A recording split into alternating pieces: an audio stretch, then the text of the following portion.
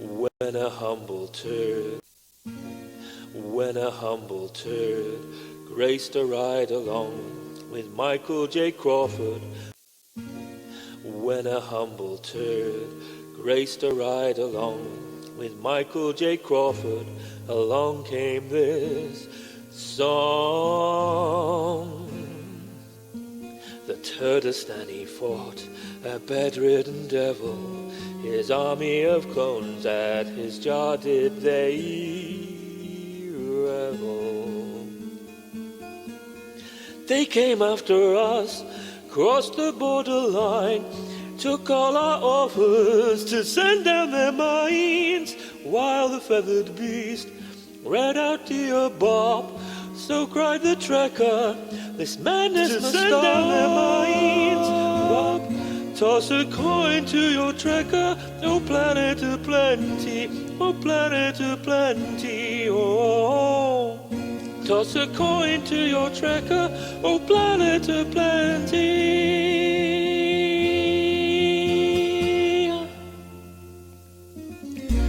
The vile Kurogans fled and hid what they had stole. Riorfan was shackled and kept in the cold. But he did not relent. The Turd King was hell-bent. He slayed the Kurogans, then to Bird's house he went.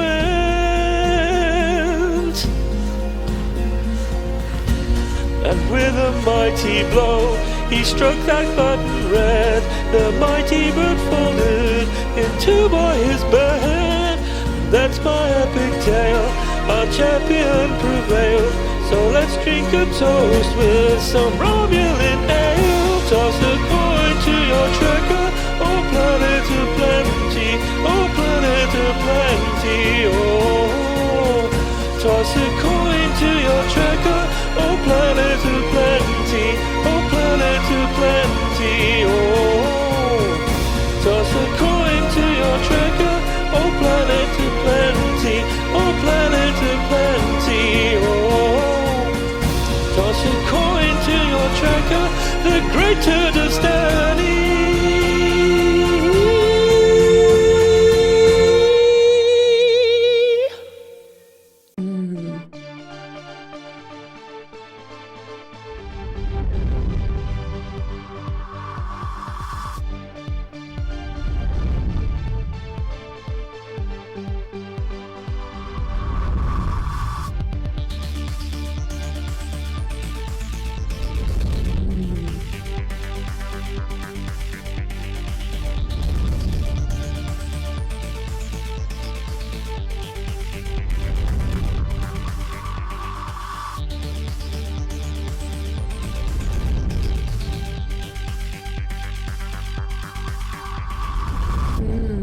It's the anti-checker. We will return to your scheduled programming shortly, or we are currently experiencing technical difficulties.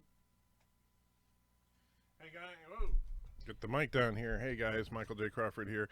And good to see you all. As always, Thomas is back to his usual reign of being first. 47 Yorktown says hi. Life with Matthew says, hey, how's it going? I'm hanging in there.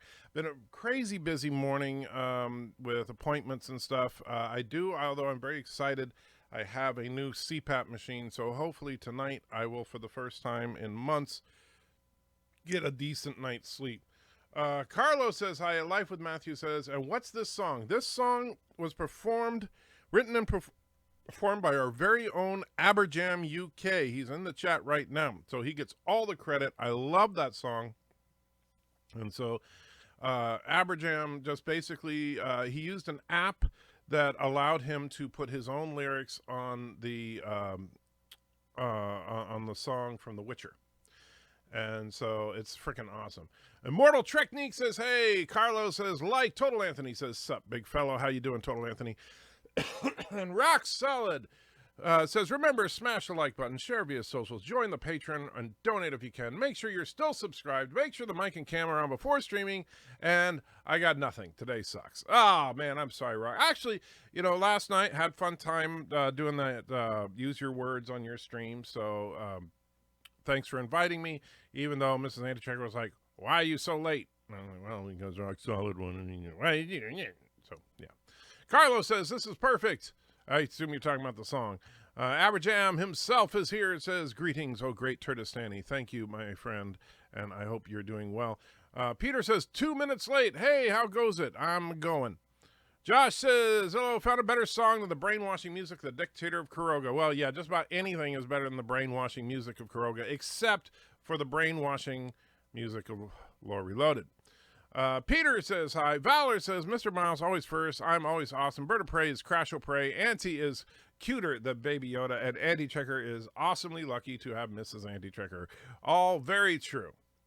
Mr. Miles says first, good to see you, my friend. Breaking Turtistan is attacking Kuroga Air Base. Well, gosh, hope the Kurogans evacuate then. Peter says, circle, sorted. Not sure what that's about. Tubin says, well, it was better than birds singing Streaming Dirtbag. Well, I would have to agree. Although, Streaming Dirtbag has its own little unique charm. Max says, hello. Peter says, now loud and clear. Good. Well, yeah, I know the microphone, this microphone, I need to get a new interface for it, but that's going to be a little while. Valor says, Mr. Miles, that's what I said. What did Mr. Miles say that you said?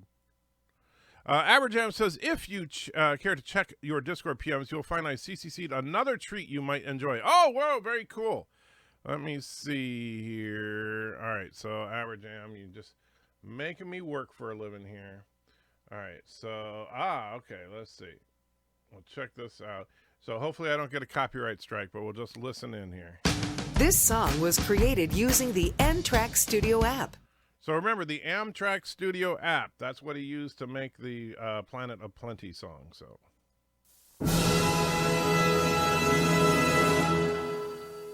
Oh, hail, great Kuroga, the land of Geloja.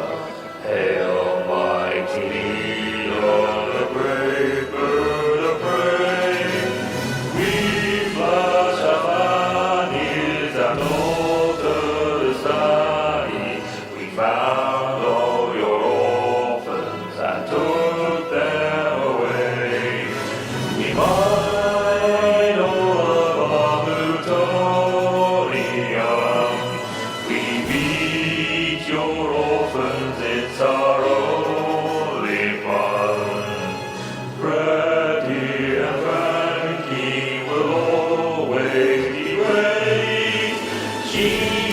Females are always welcome here. In Kuroga you should have no fear. We go to bed at around 8:30. We love building bridges and shop at some bridges. We bow at the peak of our great Mowbray. All hail Kuroga, the land of Geloja. Our wheelchairs are fast and our beds fold in two. We like to drive around in Jeeps. We love the way it toots and beeps. Cats say meow and the cows all go moo. All hail Almighty Lord and King, great ruler over everything. All hail Kuroga, Geloja, will reign.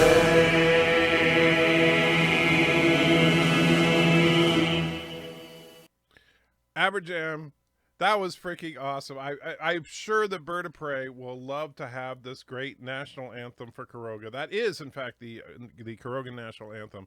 I hope you sent it to him. I truly hope you sent it to him because that is freaking awesome. You should seriously. I mean, your writing on these lyrics is awesome. I gotta say, it's just freaking awesome. I know some of that might have been hard to hear through the effects processing to make him sound like he was a crowd, but yeah, when you see the lyrics of that song, that's good stuff.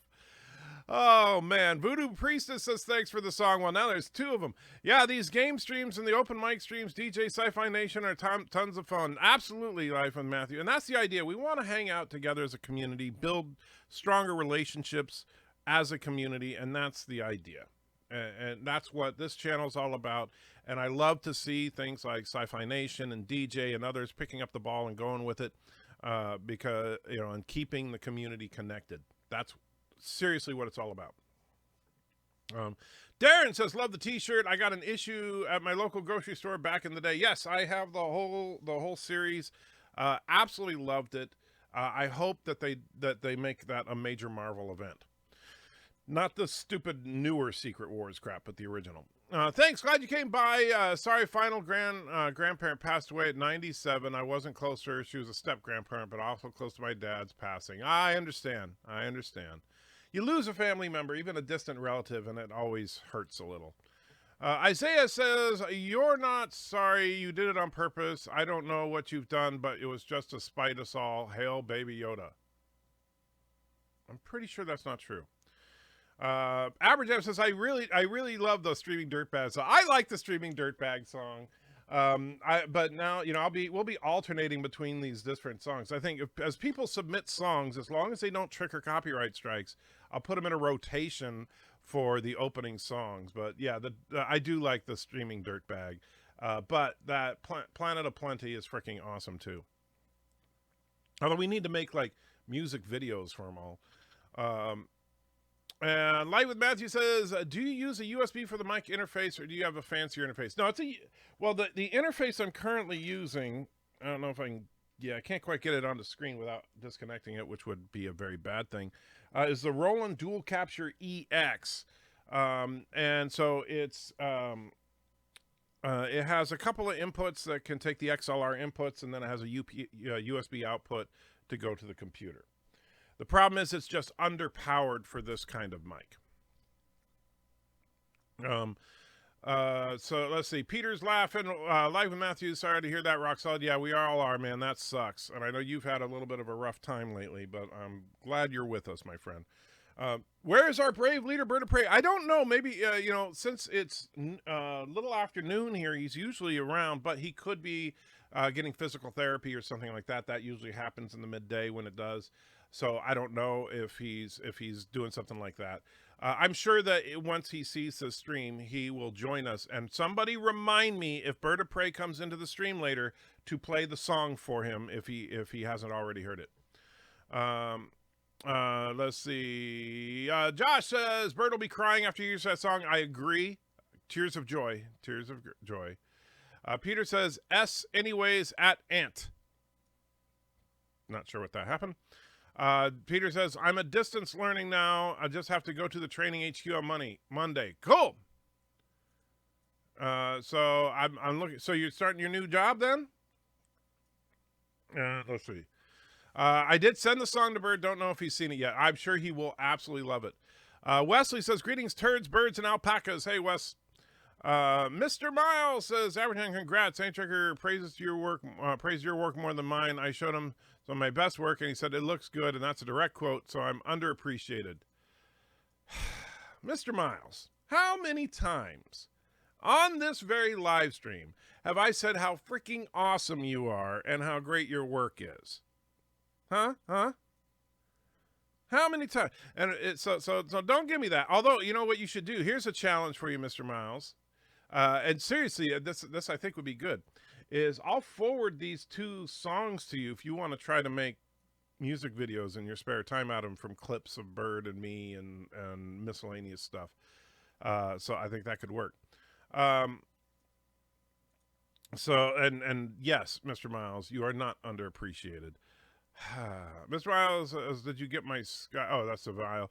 Aberjam says, I didn't realize you were going to play it on the stream. Well, why not? Of course, now if I get a copyright strike, I'll blame you, but that's okay. Darren says, but since it's from that same app, I doubt it will, since Planet of Plenty didn't. So yeah.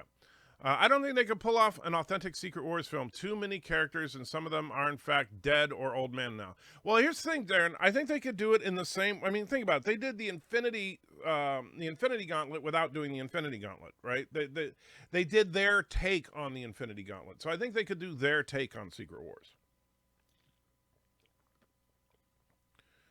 So yeah. Let's see. Need to get all of us on Bridge Crew. Yes, we do need to do that again sometime soon, Wes. Why not just get a phantom power supply? This is not a phantom power supply mic. That's why. This is not that type of mic that uses... and in fact, the Roland dual capture that I use actually supports phantom power. That's not the problem. The problem is the preamp. It's a weird thing. I don't understand all the techie garbage behind it. But yeah, this doesn't have a strong enough preamp. Let's see. Mike is saying something. Okay, let's just sounds like the Soviet national anthem. Yeah, I'm curious, Aberjam, what is the song that was used to create the Krogan national anthem? Because I mean, obviously, like for Planet of Plenty, I don't know what the name of the Witcher song is, but it's obviously the Witcher song. So what did you use for the Krogan national anthem? I assume it's a actual national anthem. Since you're so far behind the chain, you remember to play the song for Bird of Prey when he's here. Yes, but he's not here yet. I'm not that far behind. Carlos says once. I'm not sure. Yosef, I'm here, almost 8 p.m. here, drained of energy. Will listen and rest a little. Thumbs up. Thank you, Yosef, and good to see you, my friend. And then Carlos said, or twice. Customer service course again, Antrager. Just covered the law and regs. Okay. Thomas says, Kuroga helicopters had a shield. Yes, the Kurogan helicopters, you got to watch out for them. Let's see. I won't be making a music video for this because it would just be a bunch of live stream clips unless Antrager wants to go out and do some recording. Well, I wouldn't mind if you wanted me to do something specific. We could put something together. I'm thinking we need to do something though for the orphans. I mean, that's just yeah. The MCU picks and chooses the comics they want to do and mixes it up. That's a better way of putting it. Yeah, but they did a great job of it over the Infinity Saga. You know, their version, the Infinity War, was not the Infinity War or Infinity War was not the Infinity War that I read in the comics. But that's okay. It was a great story. And they took core elements of it and brought it in. Just like with Civil War. Civil War was nothing like in the comics, but I honestly think that the movie version was better. Not as large in scope, but it was good. So I think you could absolutely do a MCU version of Secret Wars.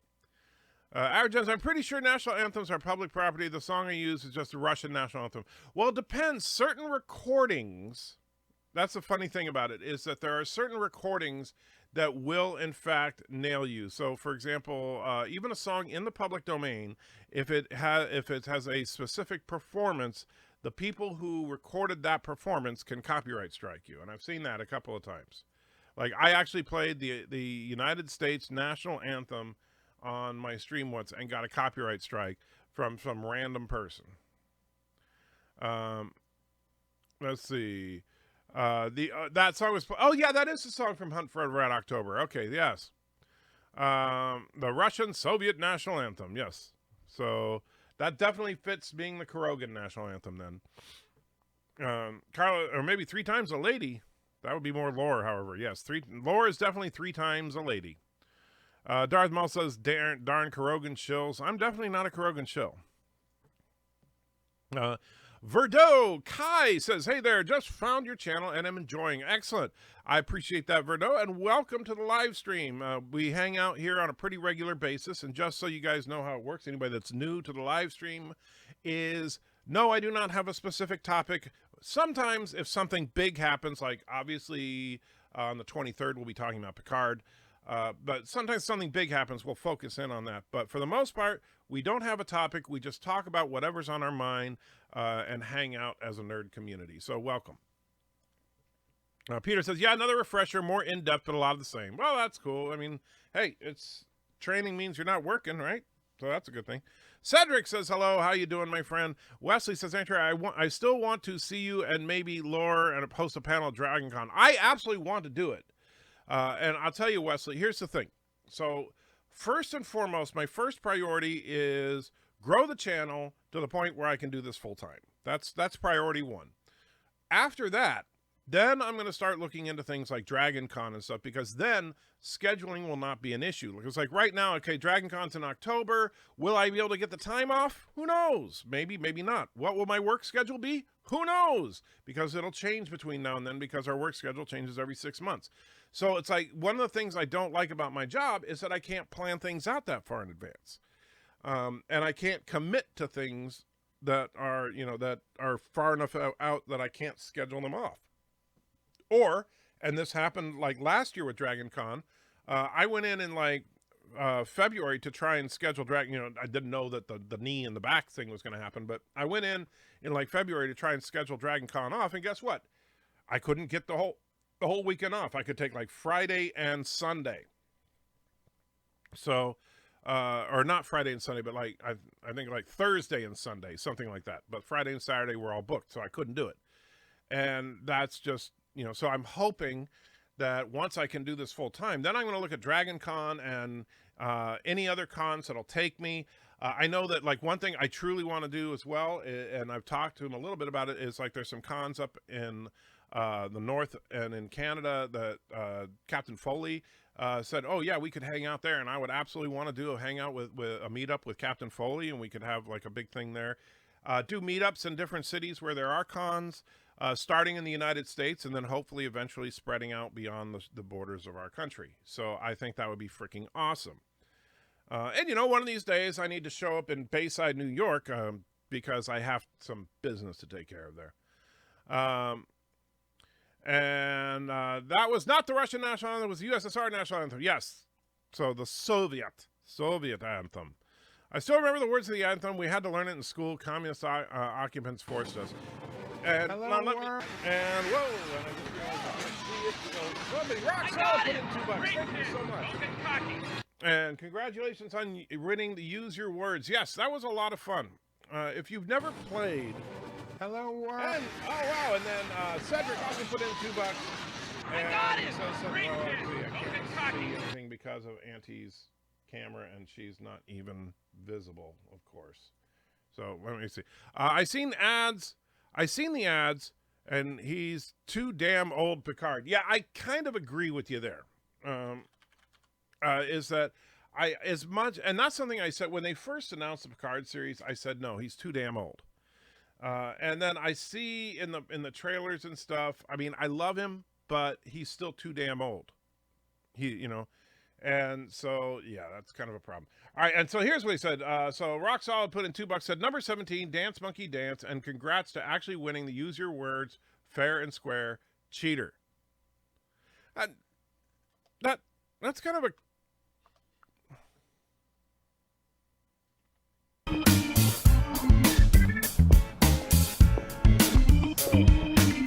Hey, you want to learn about Jesus? There's no such thing as hooker-client confidentiality. Once, twice, 3 times a lady. All right, enough of that. And by the way, just one thing to think about, Mr. Miles, in the Korogan National Anthem, when they talk about the she-males, there's your footage right there.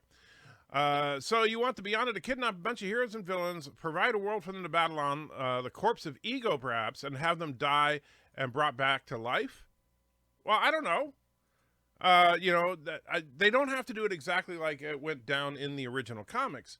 But I do think first you need to establish Doctor Doom. You absolutely must, because while you can mess around with a lot of the stuff, you cannot do Secret Wars without Doctor Doom. I mean, that's like, where's the front half of that? Fell on the floor. Of course it did.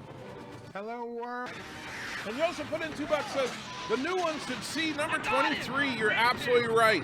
If you haven't seen number 23, this is the greatest super chat reward in the history of mankind. So if you super chat, just so you know, you can pick a reward, and the list of all the rewards is at antitrekker.com. There's a ton of them. So, but number 23 is everybody's favorite, and here it is.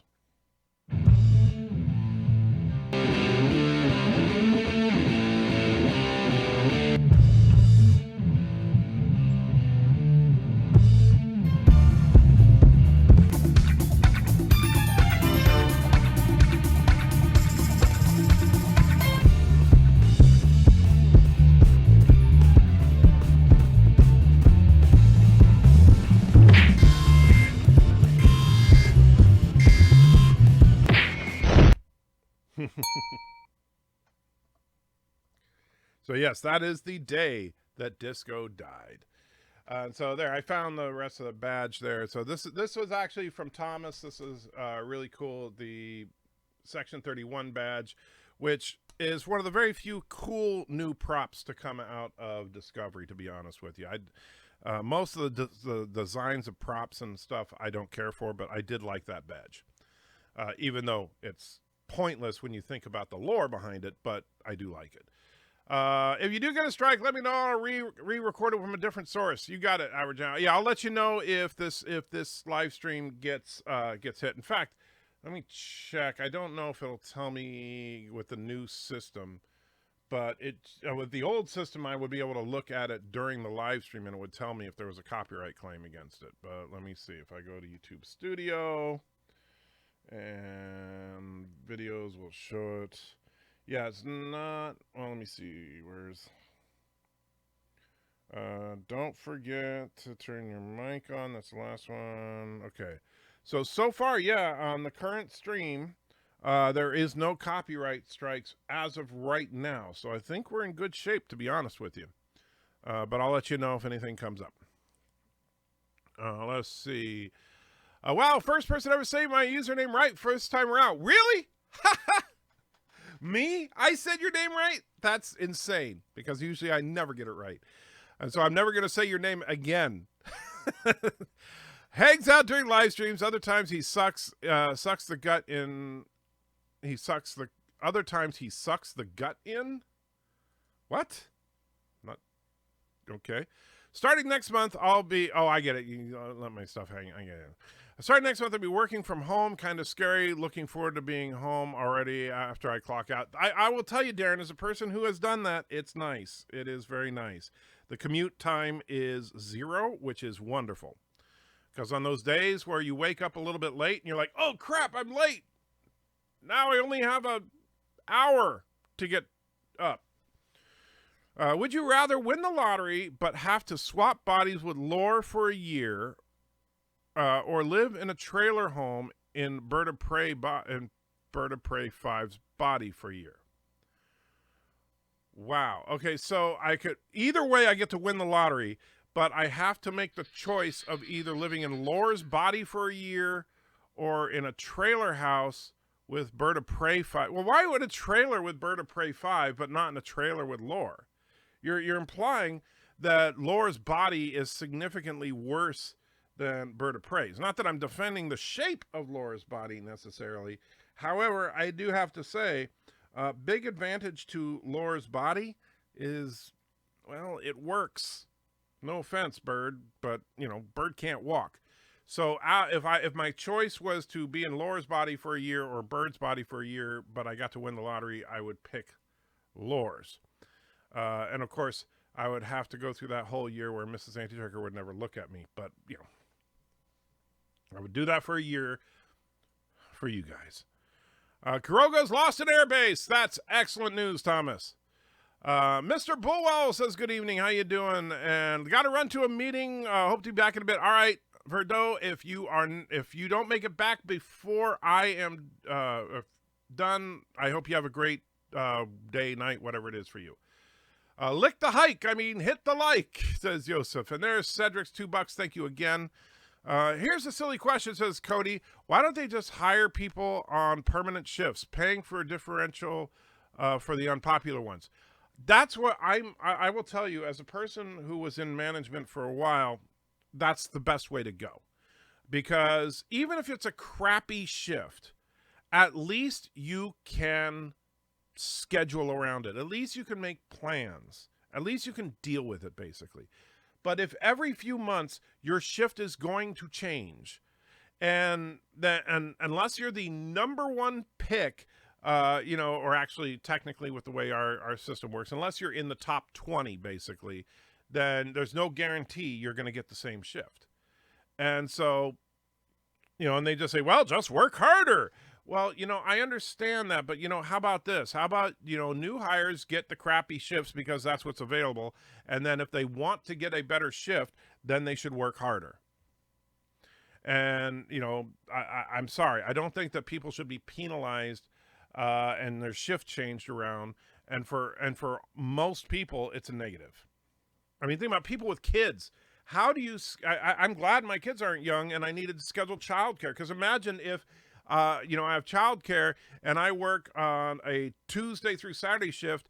And then, oh, by the way, starting in a couple of months, my days off are no longer going to be Sunday, Monday. Now it's going to be Friday, Saturday. And now you got to, and my work hours are changing too, by the way. And so instead of swing shift, I'm working graveyard. And, no, it's not fair. It's not right. Give people something they can work with. But, what can I say?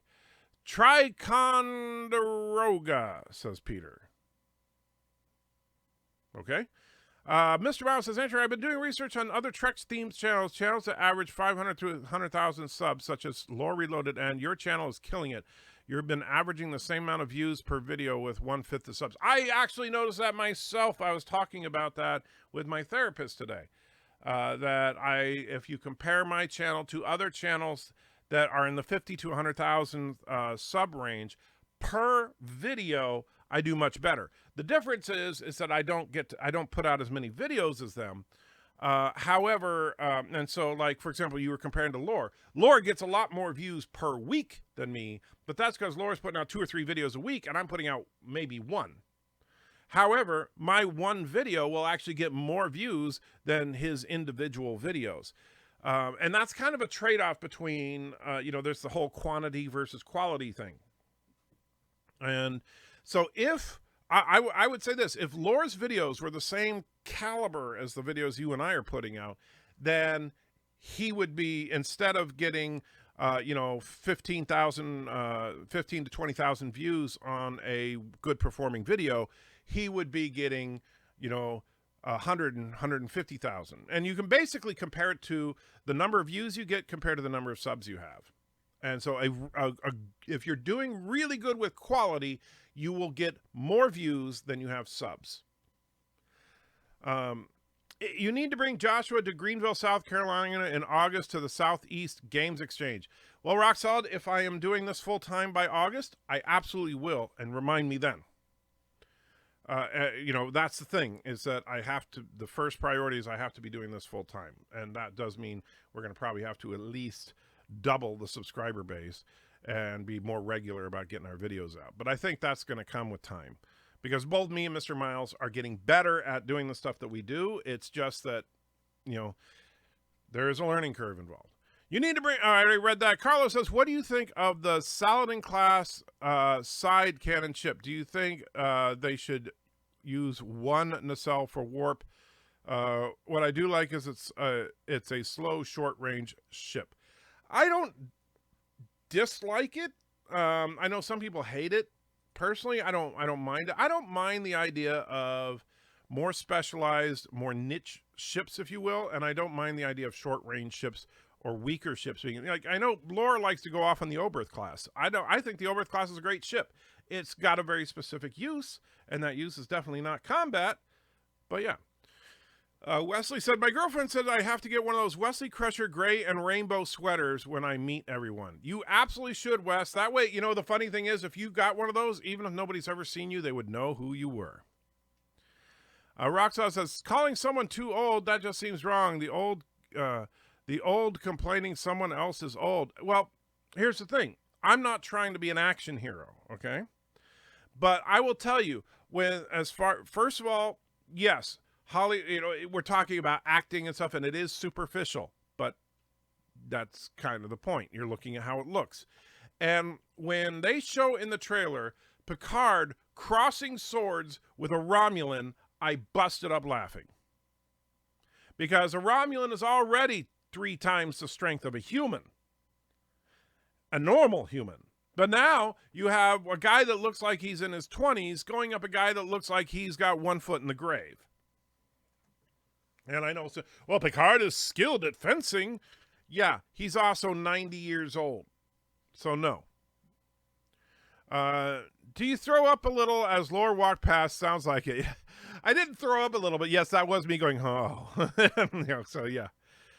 Maid says, I was thinking of a fan theory that the Mogwai from Gremlins were created by Yoda's species. In Gremlins novel, they were created by an alien scientist of an unidentified species. Well then, yeah, why not? No, Andrew, my super chat number 11 is the greatest super chat of all time. I know you think so, and I can't complain about the source that you got that from, but at the same time, no, you're wrong. And Wesley says, no, 15 is my favorite. I do love 15. I won't use the Lore Reloaded video because I saw him on a live stream talking about it, and while it's okay with you using it until he wishes he had never did it, I feel bad. All right, fair enough. Everyone's favorite. It's nice, but still, I still like the Waffle House best. Wow. A little something small is on the way for me. Gonna get you in about a week. Oh, very cool. Thank you, my friend. The best super chat in all time was where Michael Crawford would work if he had never been on a YouTube channel. Is that one still on the list? I don't even know. Maybe not. I think that's one that got lost when I switched computers. Since you're so far behind in the chat, remember to play the song for Bird of Prey when he's here. Thank you, Roxal, but I haven't. Oh, there he is. Bird's here. He says, oh, I'm here. It's okay to start. Okay, so let's start the show then. When a humble turd graced a ride along with... Hey guys, Michael J. Crawford, the Anti-Tracker here. Oh, hey Bird, how you doing? By the way, Bird, I'll look at the current chat just to see. What have you seen the song that Aberjam sent to you yet?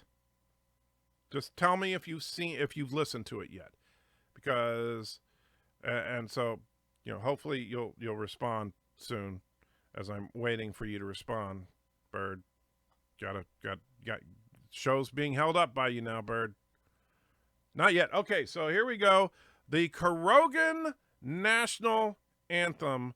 And what I will do is I will post the lyrics in the chat as it plays so that you guys can follow along, because I know some of it is hard to understand. This song was created using the N-Track Studio app.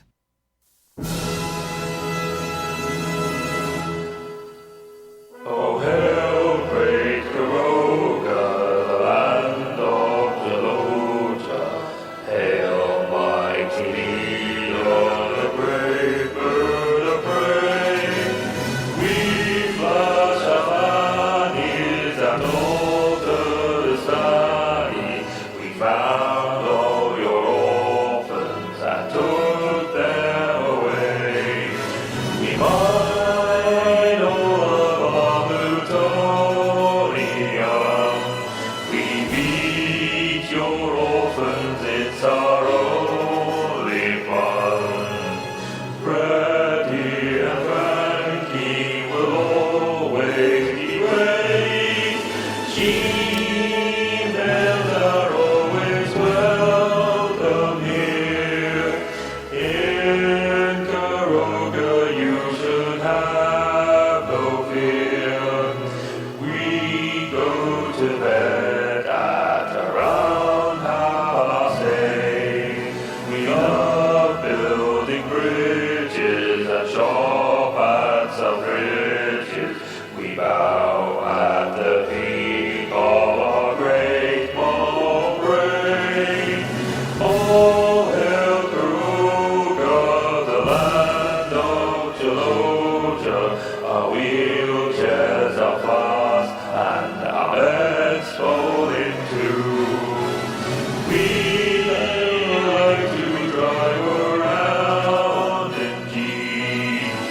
We love the way it toots and beeps. Cats say meow and the cows all go moo. All hail Almighty Lord and King, great ruler over everything. All hail Karoga, Jaloja, well rain.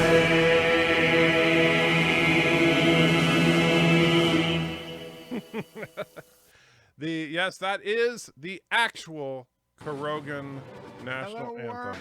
Anthem. And while that was going on, we got a couple of super chats here, so thank you guys. Let me get to those real quick.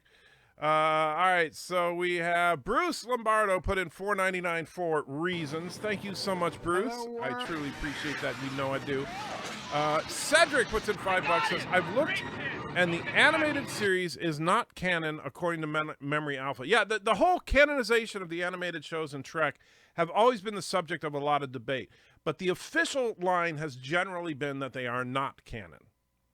And some people say, well, with exceptions of certain specific episodes because of their sentimental value, namely the one where Spock goes back in time and sees young Spock. And let's see. And then Max puts $10 in the chat, says, just got out of a high-stress sales pitch meeting, but it went great. Feeling good. Wanted to share the love. Pick a good one for me. All right, so a good one. Well, we just suffered through the Korogan National Anthem. So let's see. What is... I know. Let's have a little Beavis and Butthead action.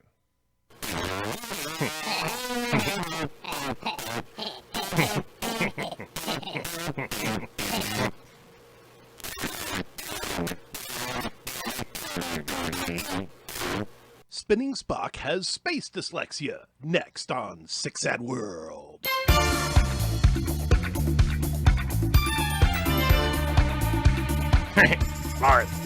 Laura, this sucks. Let's go get some money. Hi.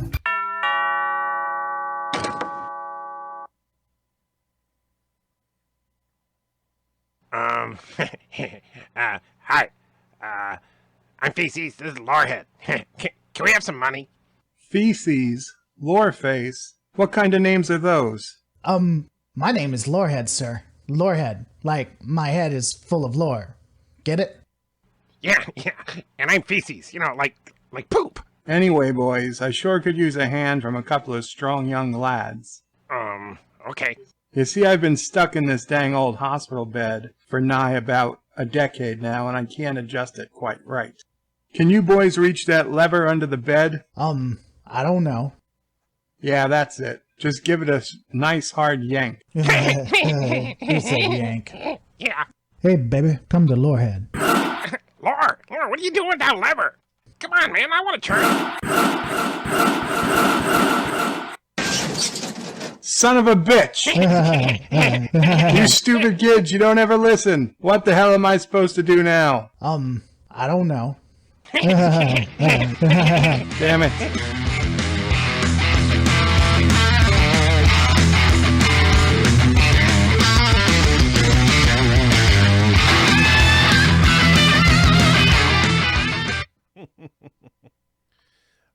Yes. Let me see if, did I get this working here? I'm waiting for it to load. Come on. And there she is. Auntie decided, I was like, wait, she moved to a different position, so I wanted to get her to where she could be on camera again. Because I know you guys love Auntie more than you love me. So Aberjam said, I think Valor was trying to imply the bird is trailer trash. Well, bird is a lot of things, but I wouldn't call him trailer trash. Evil, yes. Trash, no. Play Korogan National Anthem, just did. Thomas says, after yesterday, I'm going to make Bird of Prey pay for my crazy pills. Yeah, you want some pain. Whoo-wee. You know what I was thinking of? We could take his description and auto-tune it and make that into the Korogan National Anthem. Check your Discord. I sent you a treat. If you ask Auntie nice. Oh, that's the National Anthem. Whoa, and then the chat just jumped on me. Shoot. What? Uh-oh, I'm lost now. Life's not... Okay, there we go. Life's not fair. Deal with it, says Rock Solid. Okay. I don't have kids, but I wish I did. My father was a horse and my mother was a Pikachu, so I'm not really sure what I am. After, maybe I should just adopt some Digimon. Wow, Isaiah. That's very weird. Valor says, would you rather win the lottery but swap bodies and live with Lore for a year, or live with Lore for a year, or win the lottery but just swap bodies with Bird for a year? Well, since Lore lives nearby, so I could still have conjugal visits with Mrs. Antichecker, I would say live with Lore. Master Bob says, I'm getting better, but not faster. Sorry about that. Well, you better get better and faster eventually. I'm one of those oddballs that hates single nacelle Starfleet ships, even though I dislike Roddenberry's ideas when it comes to people. I prefer his rules to Starfleet ships. I understand, but, that rule was never really official or canonized in any way. Wesley says, I'm 36 subs after only 2 live streams. I think I will do more game streams. Awesome, Wes. Keep it up, my friend. Verdot says, Picard is obviously a secret part Borg now. Probably. Vulcan Alpha says, would Borg assimilate a Cylon? That's coming in a video, so I can't talk about that. Darren says, Antrigger, just play devil's advocate. I'd like to point out that Picard does have a bionic heart. Not that it enables him to stand up to the strength of a Romulan, just saying. Well, that just means he won't drop of a heart attack during the fight. Or at least it would be very unlikely, unless Dr. Pulaski did a bad job replacing it. But that does not give him superhuman strength or anything. And I'm sorry, for his age, he would have to have superhuman strength to fight a Romulan. Even if the Romulan was not particularly skilled with swords, there's no way Picard could stand even a single blow. Michael would have been working at the Waffle House without YouTube. That is very true. It's funny, if you watch Lord talk about the drag clip, it reminds me of someone talking about a porn they once did for the money and then regret it later. Poor guy. Well, Lord, I did a lot of crazy stuff to try and get the channel going, and it just nothing stuck. Vulcan says, what? You're woke? No. What? Huh? And Wesley says, do it. Tubin says, I agree. Patrick Stewart is in good shape for an older guy, but he's way too old to be an action hero. Yeah, it just doesn't work. Hugh from Iborg looked really badass in one of the trailers. I don't know if I would agree with you on that, Yosef. I saw him in like a still picture, and he just looks like an old deborged guy. But maybe I missed what he was doing in the trailer. And let's see, Carlos saying, all hell bird of prey. Where's the Krogan national anthem at? Well, I just played it. Okay, and then there's me putting the lyrics in, all rise for the national anthem. I think fannies means something different in America. Okay. And bird of prey says gong, like that means something around here. The gray Obama loves all your Krogans. I gonged. So this wasn't the Gong Show. And first of all, why would you gong your own national anthem? Your national anthem is freaking awesome. Peter says, I thought you'd like my addition, Andy Trigger. Son of a bitch. Okay, I missed something there. That song brought a tear to my eye, or maybe it's just soot. Yeah, I think Bird is actually wiping the soot from his eye right now. And Cedric, thank you so much, puts another $5 and had an argument with a friend. Eagles use nuclear power or rocket fuel.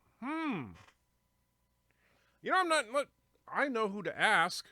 Let me see here. Because, I don't watch a lot of Space 1999, but I happen to know someone who does. So let me see if I can reach that person. Hello, world. I got him! Great kid! Don't get cocky. So is she going to answer?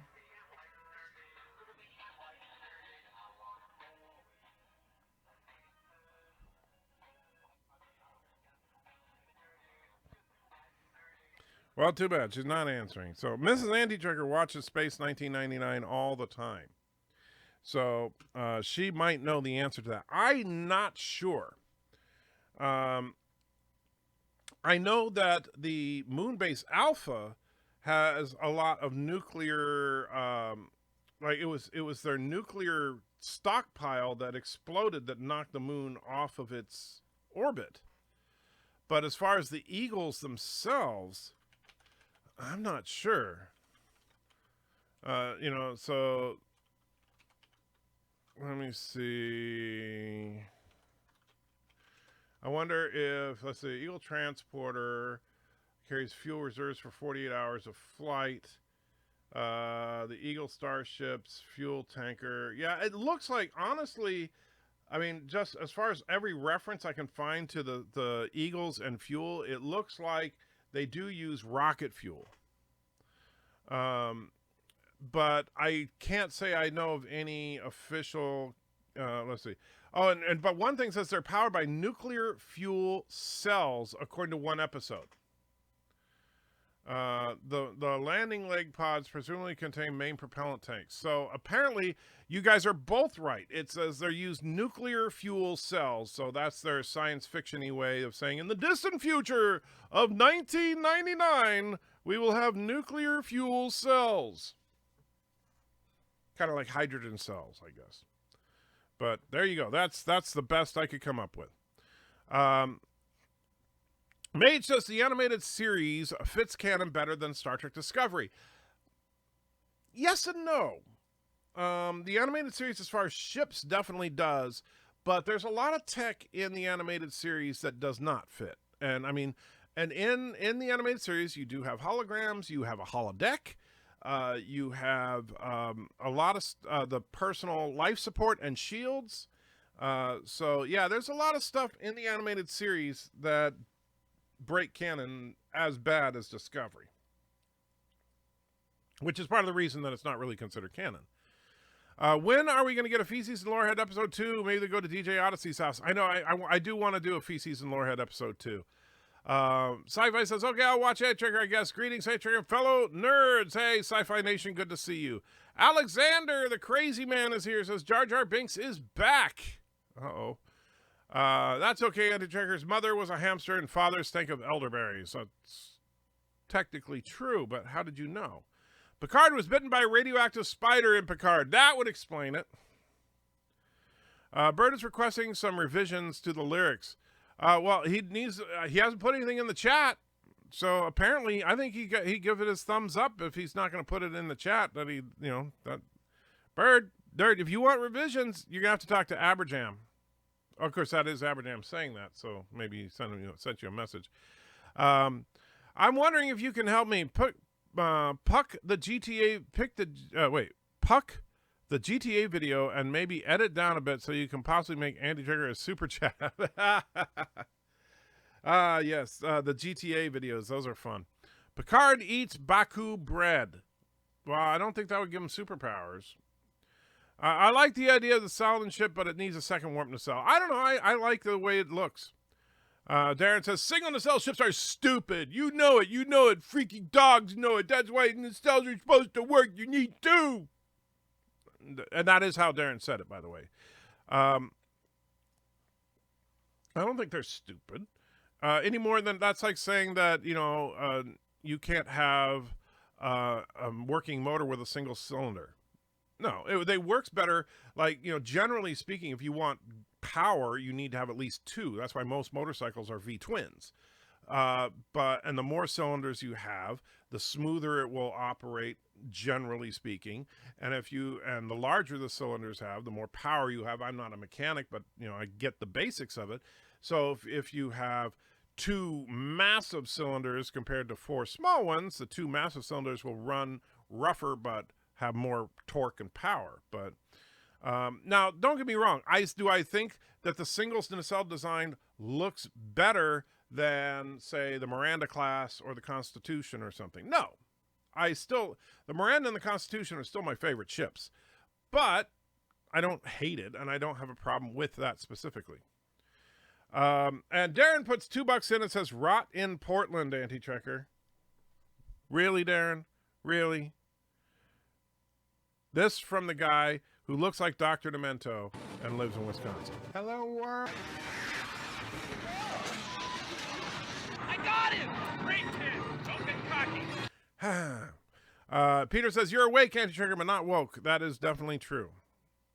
Alexander says, a 7 of 9 is still out. A 7 of 9 still's a out chick. That sentence does not make sense to me.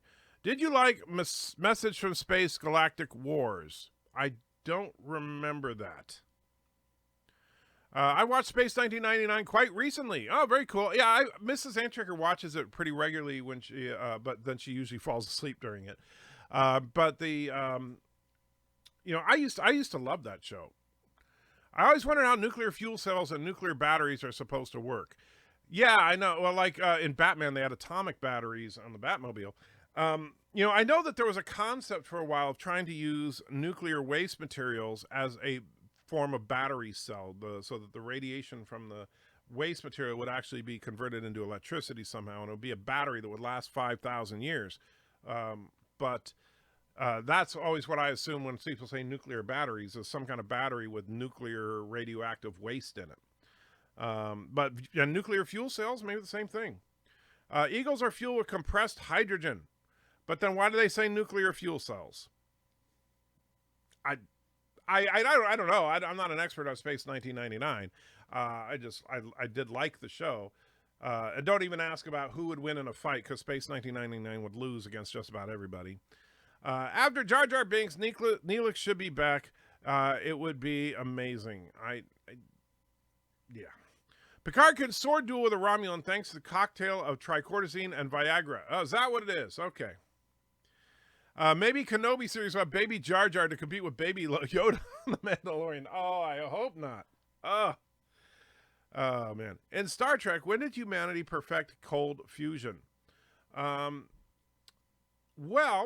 we know that it was sometime in the 21st century, based on, in Star Trek 4, Spock talks about how nuclear vessels in the 21st century were phased out because of the fusion era, but that they should still be able to find some because they were in the 20th century. So I would assume sometime in the 21st century. There should be 2 nacelles, says Rock Solid. Okay. My lawnmower has 1 nacelle, I mean cylinder. Exactly. You can have a single cylinder engine. It just runs rougher than a 2-cylinder engine. Disney does like to recycle things that work. Yeah, but I don't think a Baby Jar Jar is on the horizon. And if it is, may God have mercy on us all. Let's see. Peter says, Mr. Miles, I'm donating the edited video to Anti-Trigger for a Super Chat, so you'll get some of the money. I see what Peter's doing. AOC show you her massive cylinders. AOC doesn't have massive cylinders. I mean, sorry. And what happens with Barbie Rock and Royals? I know, I gotta watch that. I can't, I've been struggling to bring myself to do it. I'll tell you what, Alexander, after I finish this video I'm doing on the fall of the USS Odyssey, I will watch Rock and Royals. I couldn't bring myself to say Hell or even Kuroga. Okay. Oh, man. I love the look of the Saladin class ships, but then I saw Starfleet technical manuals as a kid along with Starfleet Battles, TOS, and the animated series, so they all have nostalgia to me. Yeah, me too. I have actually, it's on the shelf over there, but I have the first printing of the Starfleet technical manual. I love that book. In sword fighting, your reflexes would be most important physical trait to have. I don't think nearly a 90-year-old man would have the same reflexes as a 20-something Romulan.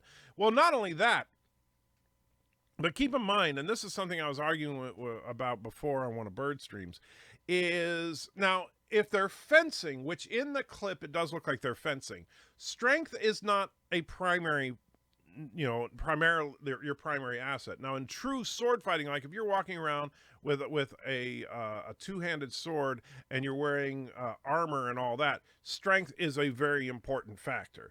In fencing, it's secondary. Endurance is more important. But even if, but the thing is that you're talking about someone that's 3 times normal human strength and speed against a normal aging human male. And so no matter how skilled Picard is, I just don't think, like, for example, if he was to try to lunge at the Romulan, he would do it so slowly and feebly compared to the Romulan that he could, even with very little training, could step out of the way and then impale Picard. But we don't really know the context of the sword fight as of yet. Speaking of motorcycles and engines, do you remember the prototype motorcycle with a Viper V10 engine? Beast. Yes. I've always been partial to V-twins, though. I do like the gold wings for the 6 cylinders, but I've always been partial to V-twins. The bike I have in the garage that is collecting dust because I can't ride it anymore, and I haven't been able to bring myself to sell it yet, but I know I'm going to have to. It's a Yamaha 1000, and I like it. Let's see. Rockstar says, whoa, whoa, whoa, be careful what you say about Wisconsin. They're better than Oregon or Tennessee. All right. I'll let you believe that. He says, Jerry Ryan is still hot. That's what he means. Okay. Well, she looks all right. We want 7 of 9 the series. We all want that. Well, we're never going to get that. I think 1 nacelle can work at low warp. Maybe you can go warp 2 or 3 without the lithium crystals. I don't see why not. The thing about the warp speed is, and they've even said, like with 4 nacelle chips, they don't go faster. They just run a more stable warp field. So it would work in the same way as number of cylinders in an engine. A single nacelle chip would probably run bumpy, if you know what I mean. So you would, unlike Scotty was the only person on the Enterprise that could tell how fast the ship was going by the way she felt, because, he was so in tune with the engines and stuff. But if you were on a single nacelle chip, everybody would feel it when you were at warp. 7 of 9, the prequel. It's a little too late to do a prequel. Wasn't the Odyssey in 2001, A Space Odyssey, nuclear powered? If you mean the Discovery, interestingly enough, yes, it was. And that was actually an interesting conceptual idea where the back of the ship, that back pod that's separated so far from everything else, was a nuclear reactor, but it would have controlled explosions that would then be jettisoned out the back, and that's how it would fuel. And so every few minutes, it would let out a nuclear bang, and that nuclear bang would thrust it forward. Greetings and anti-germ fellow ethnic nerds. Hey, Shomer, how you doing? Rock Salt says, nuclear vessels? More Gungans we have Star Wars better than... more Gungans we have in Star Wars, better Star Wars is. Okay. Roxanne said, hearing the nacelle argument reminds me of Meet the Parents. I have nipples. Can you milk me? Why? You don't say, I have nacelles. Can I go to warp? Did you receive your last gift? If you mean the shirt, yes. I showed it on the show. It's actually, it's out of reach right now. But yes, the only reason I can't wear it on the show is because it's green. But I do wear it. I do like that shirt. Anticipation in fencing and endurance. Yes. In fencing, you always win if you eat a lot of Baku bread. I don't think that that's a thing. This is Star Trek, though, where Kirk, a human, can clear out a whole group of Romulans with drop kicks. Old or not, humans shouldn't be that effective in a physical fight with a Romulan. I agree. Although, we never really saw Kirk take out a room of Romulans with drop kicks. We saw him take out one Romulan. And so just being fair there. I don't think we ever saw Kirk take out a room full of Romulans. I'm trying to remember in the Enterprise incident, there's the one guy that was guarding the cloaking device, and he attacked but he was restrained when he was trying to get to Spock. So, did you wear your Jar Jar Binks t-shirt? Yes, I have, but I can't wear it on the show because it's green, and I can't wear green because I'm in front of a green screen. Would you find it dishonorable to end someone by shooting them in the backside with a rifle or bow from a hidden location? Generally, yeah. She looks all right. She's hot. Well, okay. One man's hot. So another person's all right. I mean, sorry.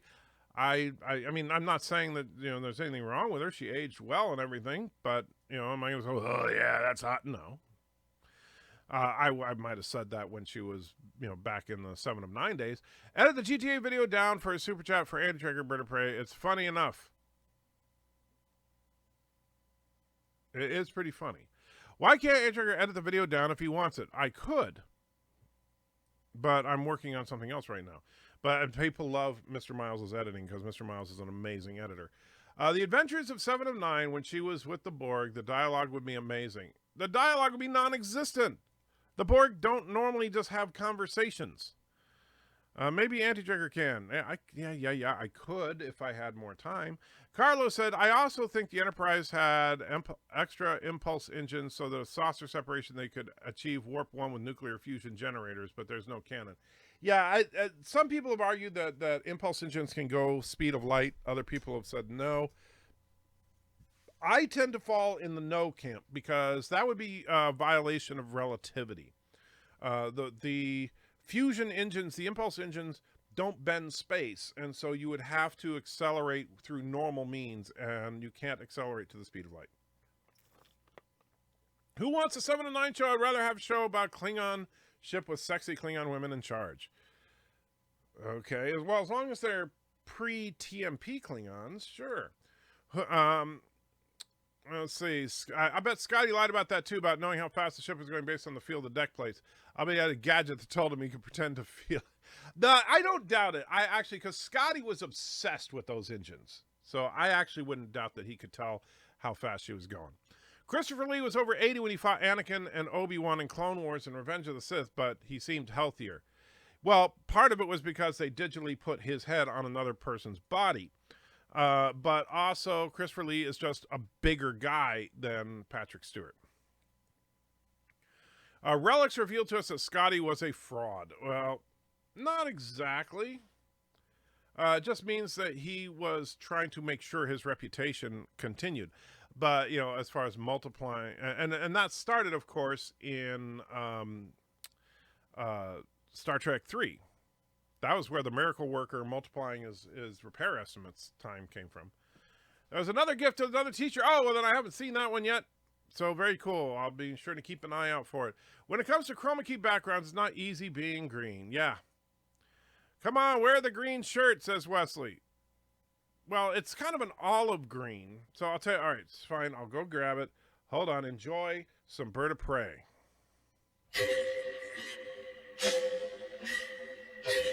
Oi, it's my Aussie accent. It's the dingoes.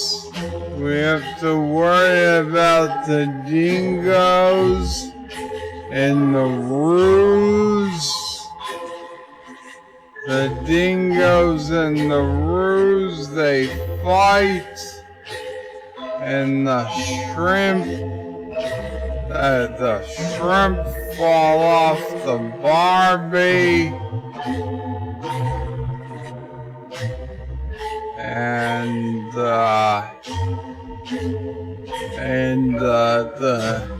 in Tasmania,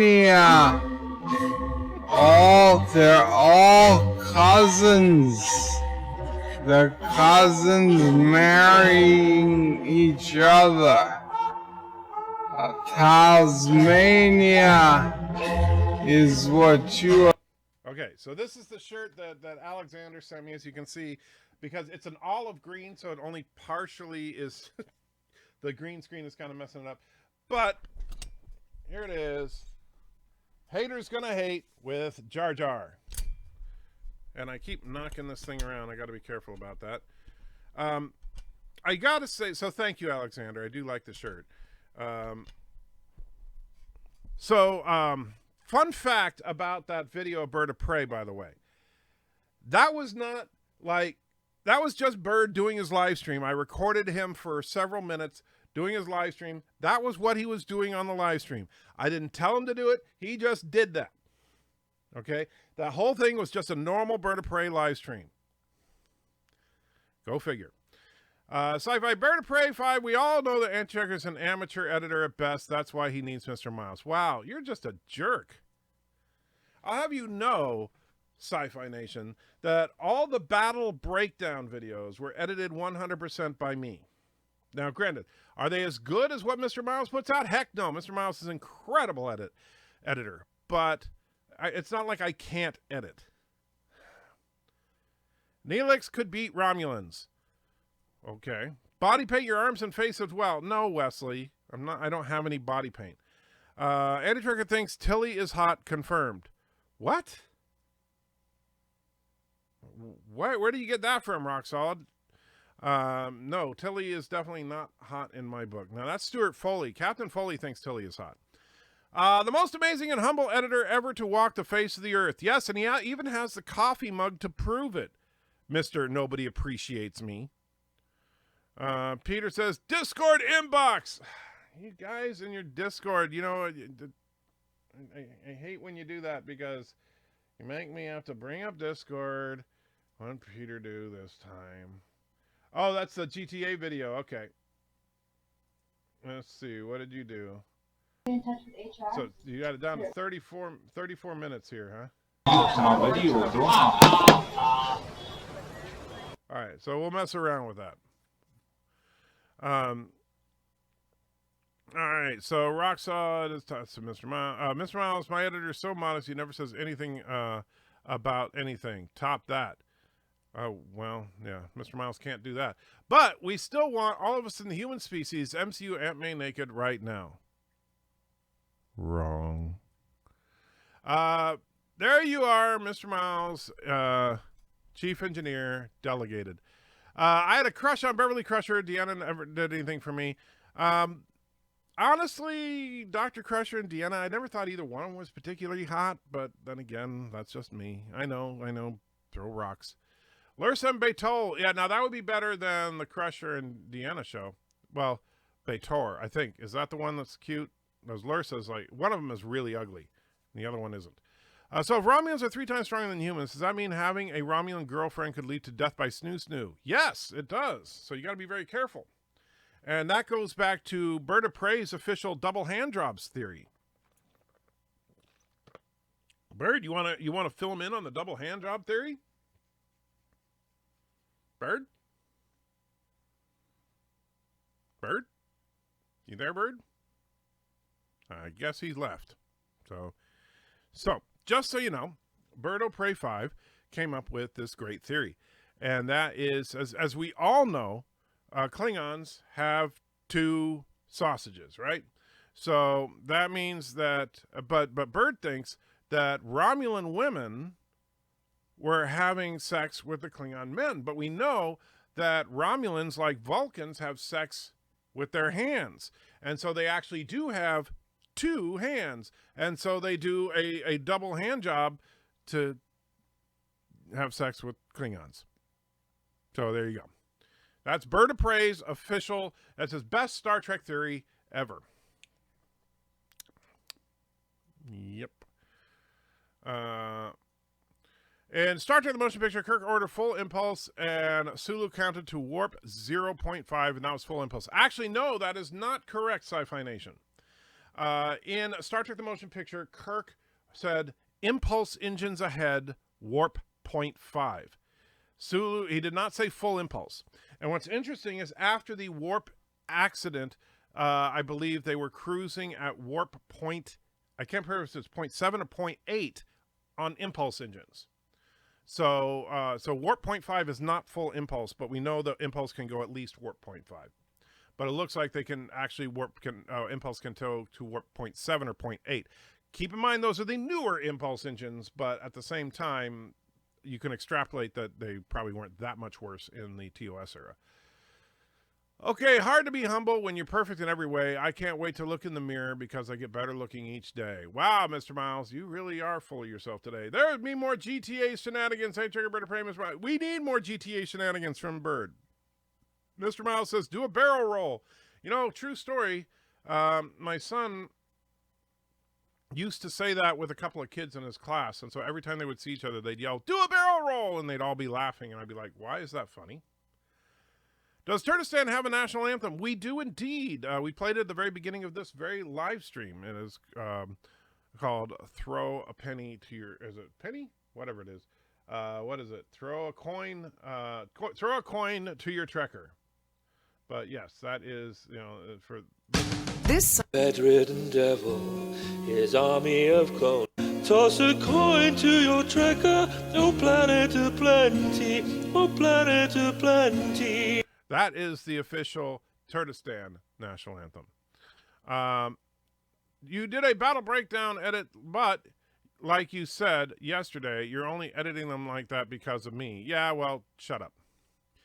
but I'm still editing them. That's the point. There are some bird gems hidden in today's video rant. Oh, goody. Just joking with you, bud. Lord knows my editing always needs improving. Well, true. Everybody needs improving. Well, then, I said you edits and even impressed me on all day. Say, how, I don't understand. You keep saying, like, oh, my Amazon package was delivered. Great. And there's a picture of it on the front door.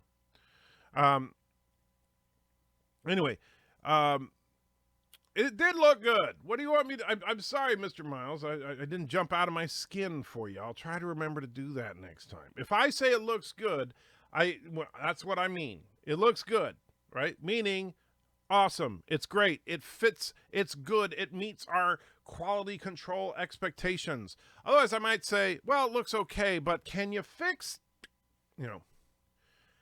Alexander says, how's your gymnastics training? Are you still good in the pommel horse? I've never tried the pommel horse. So I'm not sure why you would ask. So I have to find someone to stroke my ego. Peter's got to go. Says, nice one, trigger, but got to go. All right, my friend, you take care. Alexander says, Beverly Crusher is pretty, but MCU Aunt May is better. I was told by a Krogan agent that it was honorable to end someone by shooting him in the butt, so I thought I would ask. Yeah, it is. Well, Krogans have a different level of standards, and that's the thing. And so, yeah. Bird of Prey is like, wait, double hand drop theory, and then he's remembering. And Trek 95 loved Bird's video, which was nice of him. I don't recall making that theory. Yes, you made that theory on your live stream the other day when you were talking about Klingons screwing Romulans. Or Klingons screwing Vulcans, I should say. Kling orcs have 2 sausages. Klingons have 1, but they have 4 meatballs. So is that how it works? I think Dr. Crusher is hot, except she suffers from bad 80s hair. Well, pretty much all the women on Star Trek The Next Generation suffered from bad 80s hair. I think Adrian is close to 40 minutes behind. Am I that? I'm not that far behind, am I? If I am, that's pretty bad. Dang, I can't read that. No, I'm only a few minutes behind, jerk. Klingons have 2. What brought that up? Well, Star Trek Discovery. I have a lot of theories about sex with 7 of 9. I'll bet you do. Commander Airwolf says the whole do a barrel rolls from the Star Fox video game. Yeah, but my son never played Star Fox. Throw a Quatlu to your anti-tracker. Oh, man, we missed it. That would have been a good one, Aberjam, to do. Throw a Quatlu to your anti-tracker. Although that doesn't quite flow. That's the problem. Throw a coin to your anti-tracker fits the cadence of the original song. Quatlu is 2 syllables. Coin is 1. So you'd have to get rid of, a syllable somewhere else. And so, because when he sings... toss a coin to your trekker. He doesn't say anti-trekker because he has to say trekker, and that fits it because the original was toss a coin to your witcher. So toss a coin to your trekker, that fits. There's no way to put Quatlu in that sentence. Unless you could try toss Quatlus to your trekker. Like that might work. Is it canon the Klingons have 2 penises? Yes, it is. Mr. Miles says, I used to have a girlfriend, but I guess she just couldn't compete with all those love-starved women who keep cowering at my feet. Wow. I probably could find another, but I guess they're all in awe of me. Who cares? I never get lonesome because I treasure my own company. Is that a song? Because that sounds like a song. Speaking of double dong, paired with Star Trek Discovery Klingons, was a story about a gentleman in the UK with actual 2 fully functional penis. Yes, this dude was half Klingon in the good way. Wow, that's interesting. What do you think about the Gungan Soviet Socialist Republic? Sounds like a great movie you should make. Tell Mr. Miles to get the editing done for the next video already. Well, you just did. Darren says, didn't George Lazenby's James Brown reveal that he has an extra testicle? I don't recall that. Is it 80s hair or 60s hair? Well, 60s hair was in the original series. But you see, the thing is that it didn't look as bad. Did you explain to Joshua what Karoga is? I did. Let's see. Mods, any idea why my comments don't show up? Cody, I don't know. That comment obviously did. If you're saying something that YouTube's algorithm wants to reject, it will get held for review, but I haven't seen a lot of that in this stream. So I'm not sure. I did try to come up with a sci-fi currency, but nothing fits better than coin. Yeah, that's a problem. Like if you're like in Trek, it's typically credit, but again, that's 2 syllables. And that's where I think you did a really good job, Aberjam. By the way, this is definite props to you, Aberjam. Is that what you did is relatively rare. When people try to write their own lyrics to a song or something, they never write it in the right cadence. So it doesn't fit the original, like there's always an extra syllable or you come up short or something. Like if you said, toss a quatlu to your anti-trigger, a quatlu to your anti, and it doesn't, it doesn't fit. But you actually managed to get it to actually fit all the way through the song and also make it genuinely funny. So that is a rare skill indeed, Aberjam. And even if you never become a professional singer, then you should think about being a songwriter. And by the way, I got a friend named Piano Dean who is a professional singer. So, you guys, I'm telling you that work together. Big money. Parody songs. I think Klingons actually have 2 ding-alongs. Jadzia Dax would have told someone, well, first of all, we know Jadzia Dax is a straight-up freak, and so, we know what she was doing.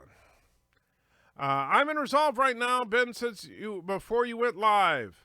Very good. Well, I'm not complaining about you, Mr. Miles. That was Thomas. Asian Muslim wife, born in the USSR, married in Cuba, is the best choice. Okay. You should make a movie called that. I also updated my Borg Boogie video. I should have uploaded it to my channel for the hell of it.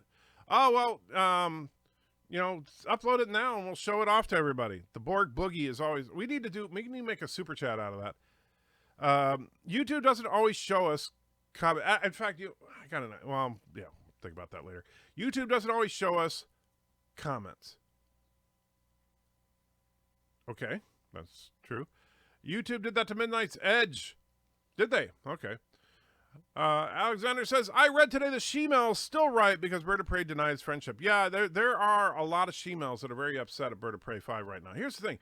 Bird of Prey 5, most people don't realize this, but Bird of Prey 5 is, in fact, a she-male. And, he keeps it on the down low, so to speak. And but he's not only that. See, what people don't realize is that the dictator of Karoga, that's actually code for the king of the she-males. And so he's also the queen of the she-males for obvious reasons. But the she-males have all been trying to get an audience with what they consider their god king, Bird. And he's been refusing to take their calls. So the she-males are rioting in the streets. It's a horrible thing. I really think Bird needs to do something about it. Aaron says, thank you for the compliment. I'm an anal lyricist. Well, you know what? Call it what you will. You did a good job with it. And same thing, and I know Bird may not like that you did the she-male thing, and I don't know if that's what he was complaining about to you. But I thought that your Karogan national anthem was really funny. But I will tell you this, he should not have them remove the orphan part, because the orphan part was perfect. But Worf was raised by humans. Maybe in an effort to make him fit in, they had a procedure, hence the story arc Klingon raised by humans. Ah, well, there you go. Darren says, the Lazenby Bond remarks that his family coat of arms has 4 balls on it. Later, one of the young women who heard the claim and giggles and says, it's true, after he drops his kilt. Okay, I don't remember that. I genuinely don't remember that, but I haven't watched On Her Majesty's Secret Service in quite a while. Not my favorite Bond film. Borg Asian women is the future of Star Trek franchise. We'll find out. You might be right. Hungarian wife, born in Slovakia, married in a church is the best choice. Well, I know she definitely is for you, Joseph, but neither one of those choices would be good for me.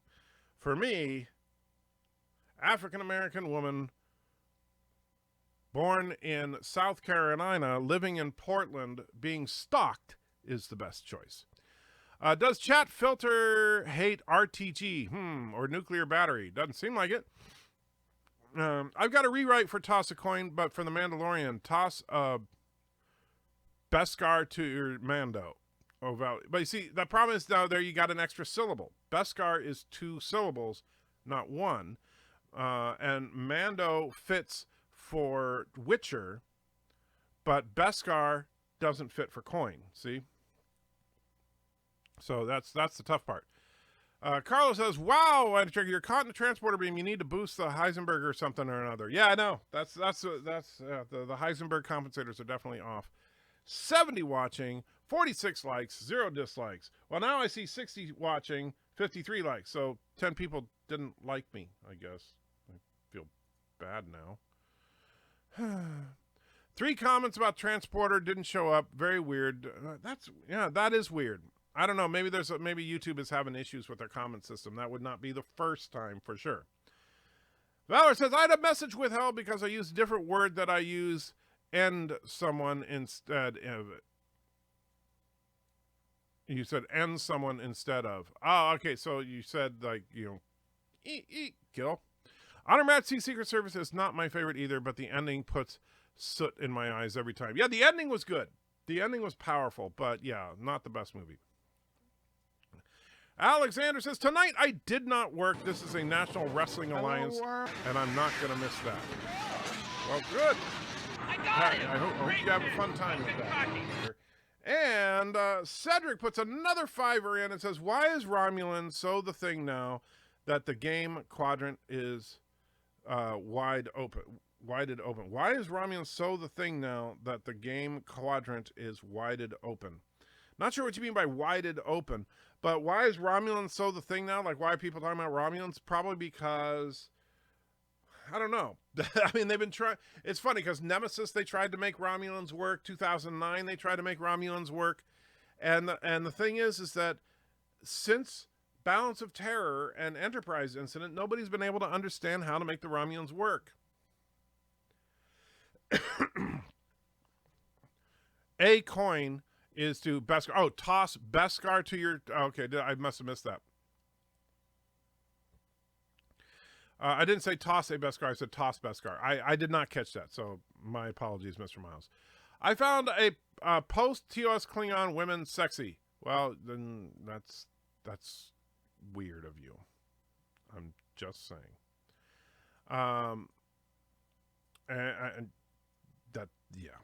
And there's Cedric's $5. Thank you again. So yeah, I think that the Romulans, I don't know why they struggled so hard to make the Romulans work.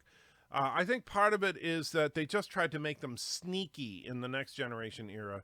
And that's like their only trait is they're sneaky. And that's not interesting, quite frankly. I think that the Romulan commander from TOS was a very interesting character, but the sneaky Romulans of TNG are not. My 2 favorite Bond films, Don't You Dare Do a Review, are toss-up between Goldfinger and The Living Daylights.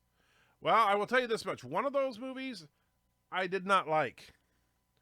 The comments won't get through because transporters are politically incorrect.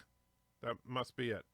As much as I hate to find a way to bring Discovery into canon, could that be that the different Klingon types could represent different races within the Klingon Empire? I find that very unlikely. And I know that that's kind of what their excuse is, but no. And so the game quadrant wide open because the war's over. Well, the thing is, so I think here's the thing, is that if you look at the status of the Alpha Quadrant, as best we know, Romulus has been destroyed, the Romulan Empire is in shambles, and the Klingon Empire is allied with the Federation. So the Romulans have got basically nowhere to go because unless they want to join forces with the Cardassians, they're kind of screwed. And that's why I think the premise for Picard is that the Romulans are using Borg tech to try and even the odds. Which, if that's the case, it could be a good story, but we'll see. Anyway, but yeah, I don't think the Klingons having a different... I mean, because here's the thing. The Kling Orcs versus the humanoid Klingons, those aren't 2 different races. Those are 2 different species. So it just doesn't work. And besides that, and this is another problem with the canonical thing, is that Michael Burnham looked at the Klingorks and, oh yeah, those are Klingons. Okay, so no one freaking out about that, and yet just a few years later, Klingons look like normal humans, and that's what everybody refers to as a Klingon. And then 100 years after that, they look like they do in the next generation, and nobody even remembers that they look like anything other than that. So yeah, it's kind of a mess. Let's see. Valor says, I used K-word when talking about sniping someone in the backside. Yeah, gotta be careful of that. CBS has been pushing Star Trek big time on young Sheldon this season. Last week I had a big TNG theme. A couple of episodes back, Sheldon dressed like Spock. CBS is desperate. Yeah, they are desperate. And they'll push it on their whatever shows they can get it on. But I don't watch young Sheldon, so I didn't notice that. I always thought TOS Romulans were cool. I wish they could have used them more often. I agree. The TOS Romulans were awesome, Darren. But but unfortunately, they just kind of, in TNG, they had no subtlety to their writing. Me says the first Romulans in TNG were good. I disagree. I already read that. Alexander says Senator Latent is my favorite Romulan. I don't know who that is off the top of my head. I think the Klingons were trying to show that Klingons and Federation borders look human like Ash, but Romulans by Romulan borders made a mess of it. I think FASA did it. No, I think that the thing is that when they changed the Klingons in the motion picture, some people got kind of pissed off about that, but other people were like, it's a retcon. It's one of those things that, like, for example, when they say, well, this is what we wanted them to look like, but we just didn't have the makeup budget, so we just smushed some shoe polish on their face. And so, yeah, that's all I see. And Mr. Miles saying, check Skype. I'm trying to do a live stream here, you jerk. All right, Mr. Miles. Oh, okay. For that, I'll all right. All right, let me get this going here. So yes, if you didn't recognize the music, that's Mr. Miles' favorite tune. Let's see if I can get this up there and go to games. There we go. Ready? Here we go, everybody.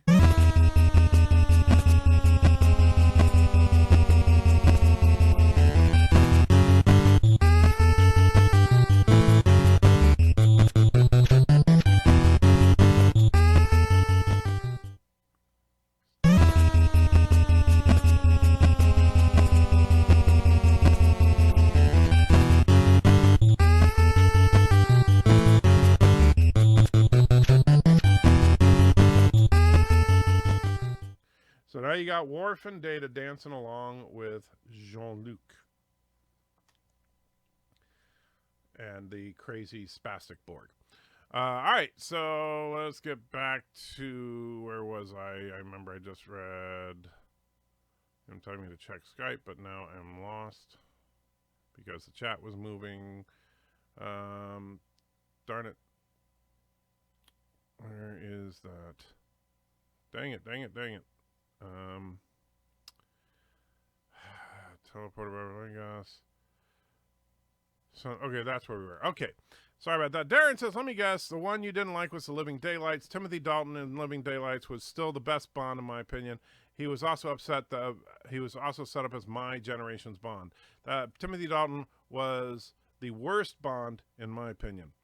But yeah, that's just me. But don't worry, your generation's Bond is now what they're doing with the new 007 in the new movie, whatever the heck it's called, No Time to Die or something. Does not like The Living Daylights, a movie that starts in Slovakia with a Slovakian cellist girl. Fun fact. I didn't even know that part. Pre-TOS Klingons were kind of boring to look at and could easily change the name of any race other than smooth skin race. Post-TOS Klingons look interesting, and the women even sexier. First of all, you have a very strange idea of what sexy is, because screwed up teeth and bumpy foreheads does not make me think, ooh, yeah, I want to get some of that. But I do highly respect the Klingon aesthetic choices for female armor. Gotta admit that. And don't get me wrong, I'm not saying that I didn't like the makeup design of the Klingons after the original series, but I understand why some people were upset about it, because all of a sudden they changed it, and then they made a reference back to the original series Klingons. Because here's the thing, people like myself just accepted it as a retcon that the Klingons always looked like this, they just couldn't make them look like that in the original series, until they made Trials and Tribulations, and they actually put into canon that the Klingons changed their physical appearance. The Baku look the same in all eras. The Baku have only appeared once. Transporter buffer. Yeah. Oh, you're talking about the shirt. My take on the Klingon Klingork is this. The fandom forgave this change once. Secret Hideout assumed that since the fandom was okay with it once, they'd be okay with it again. Well, that's part of it, yes, but I think my triple timeline theory explains it the best. And Rock Solid's all excited because, yes, that is the Battletoads song.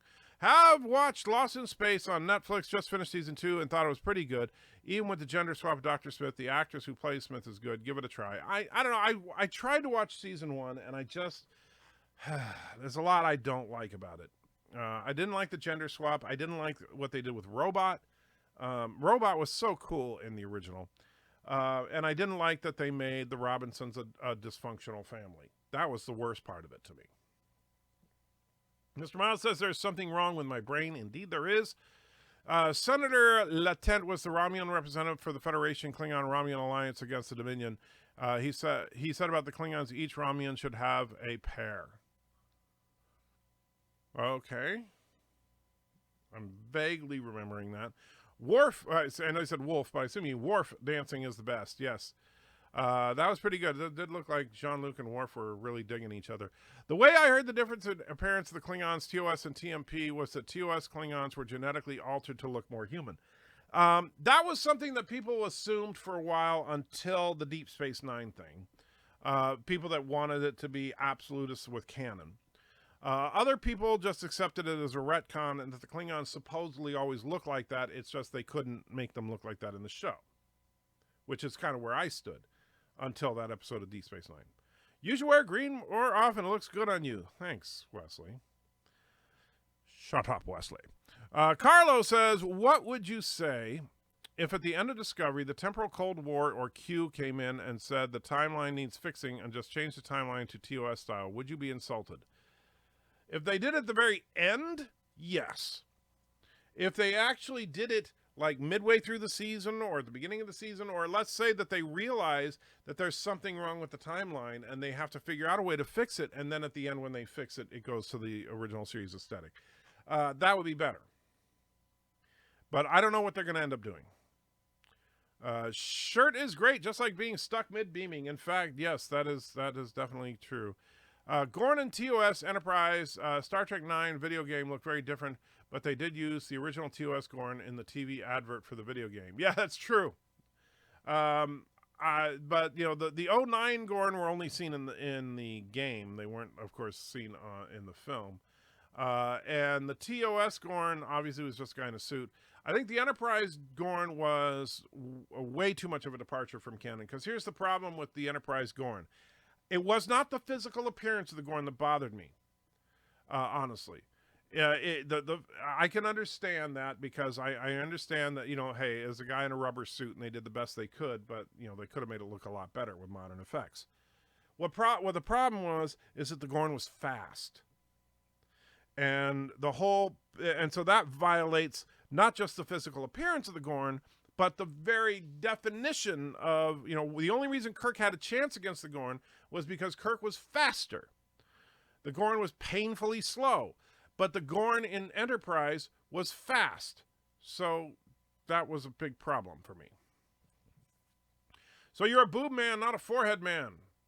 Well, I guess if it's a choice between foreheads and boobs, I guess. No, I'm saying I like a pretty face, and I don't think that having ridges sticking out of your face is pretty.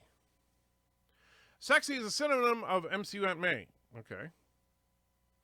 The Tribbles looked the same during all eras. That is true. Dalton returned to more serious realism after Moore, same as Craig after Bronson. Living Daylights is actually a good Bond movie. You should give it a chance and rewatch. I got him! Great hit! Don't get cocky. And Cedric says Gamma Quadrant is wide open now. Now that should be Picard. Well, we don't actually. The Gamma Quadrant isn't necessarily wide open. The Dominion is still out there.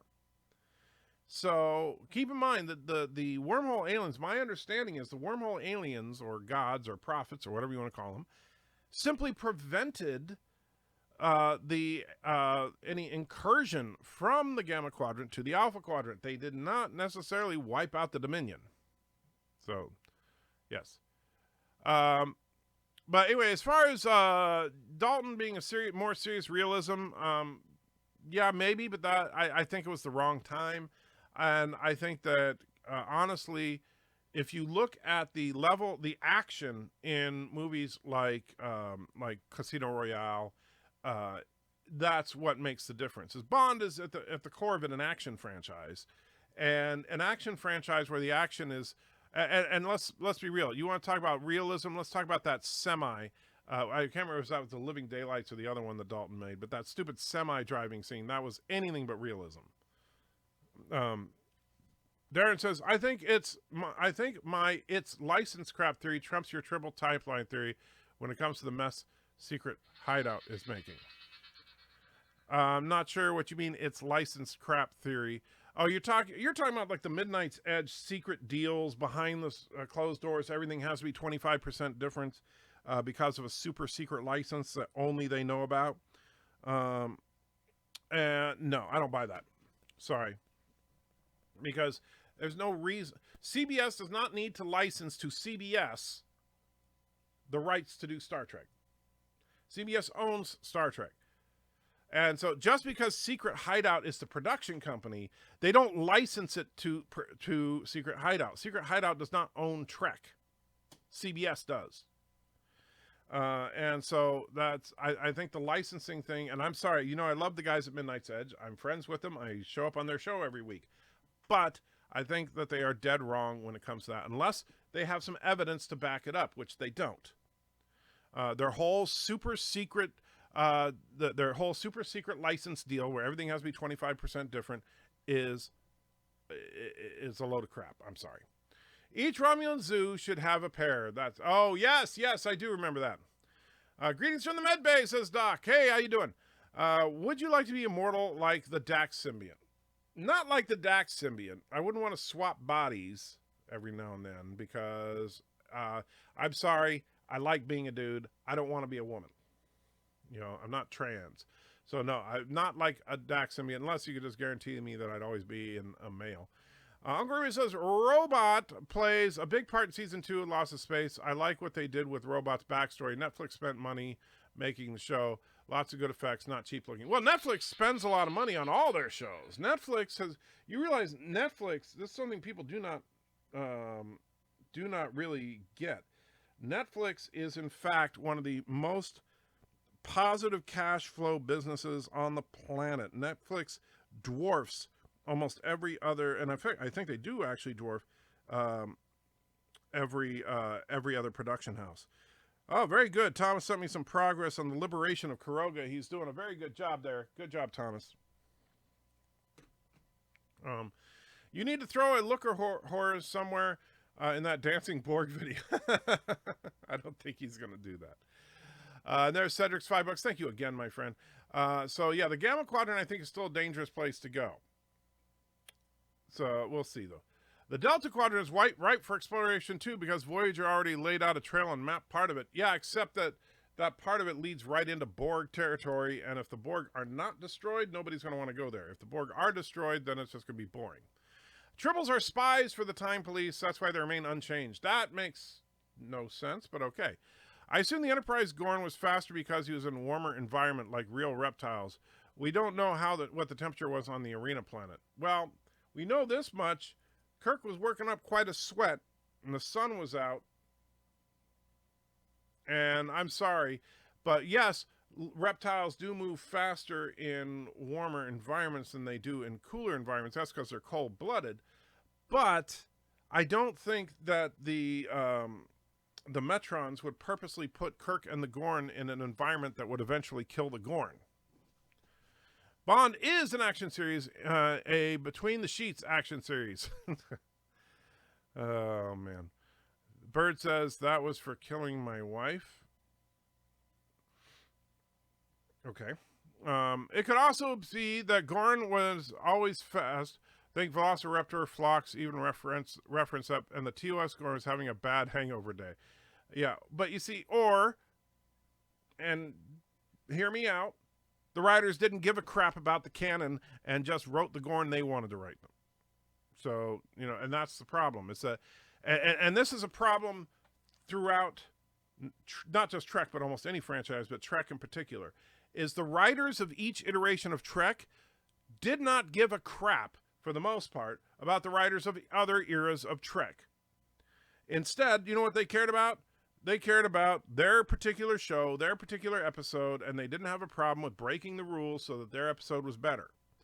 And I don't like that. I think that, the problem is that's why Trek continuity is such a mess right now. And it's not just Discovery. I know we want to blame Discovery because it's horrible, but it's not just Discovery. Trek has been bad about continuity for a long time. Wayne 6 looks the same in all eras. Wayne 6 only appeared in Deep Space Nine. Odo rejoins the Founders, would teach them to work with the Federation because they are good people, and win the Dominion, then join the Federation and expand Starfleet to Gamma Quadrant. That's a possibility, but as of right now, all we know is that Odo was leaving to be with his people. We don't know what ultimately happened, and in fact, Odo could be, when he joined the Great Link and was convinced by them that the solids are all evil and he needs to wipe them out. 25% is written on a few production notes and drafts. So there, meh. Yes, I know all about that. And you know what? Watch Trek Yards. All right, because they address this head on. The 25, and the stupid thing is people still make this big thing about the 25%. It is an absolute load of crock, this whole secret license thing. The 25% deal was that they wanted everything to be 25% different for artistic difference. They wanted everything to stand out as being uniquely their era of Trek. They wanted their Trek to look different than everything else so that everybody would think how awesome their Trek was compared to everything else. That's all the 25% was about. It was not a legal thing. It was not a licensing thing. It was simply a creative thing, and a failed creative thing. So the 25% was on a couple of things, and that's because the people behind the show, the showrunners, wanted it to look 25% different because they wanted it to stand out. They wanted it so that their Trek doesn't look like all of the others, and that was a mistake. Nobody complains about Voyager because it looks like other Trek. They might complain about the inconsistent writing of the characters or that they missed opportunities with the Maquis and stuff, but it's not about the fact that it looked like other Trek. And they did change a few things. It's a whole new ship, different things on it. And so, yeah, you don't have to change everything. I'm sorry, I find the it's just licensed crap theory way more plausible than the triple timeline theory. No offense. I don't take offense to it. I'm not saying, and it's not a matter of plausibility or not. It's, first of all, in universe, the triple timeline theory is way more plausible than any licensed crap theory because licensed crap theory means nothing in universe. In universe, the triple timeline theory explains it, and there is no logical explanation without splitting the timeline. However, as far as the outside of the universe, if you want to say that that's more likely in your opinion that that's why it happened, fine. The triple timeline theory is an attempt to rectify that problem. I got him! Great kid! Don't get cocky.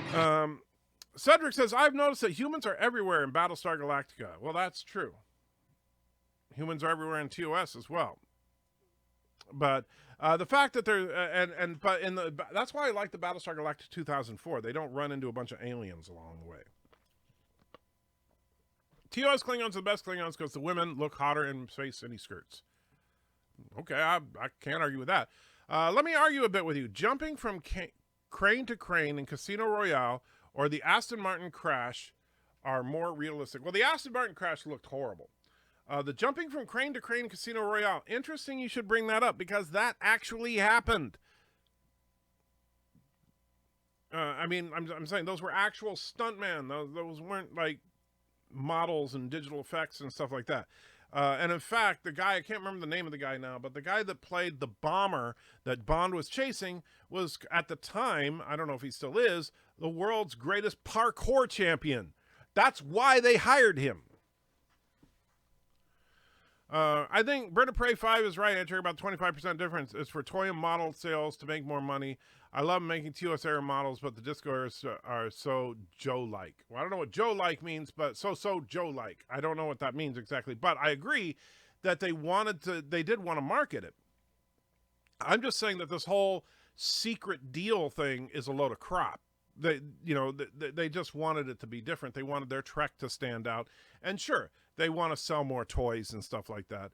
But see, I'm sorry. This is not all about Secret Hideout and Bad Robot. This is about CBS making poor decisions. They are the ones calling the shots, not Bad Robot and not Secret Hideout. Why would it be boring without the Borg? Voyager went through a tiny sliver of the quadrant. There's more to what we've seen than we. Oh no!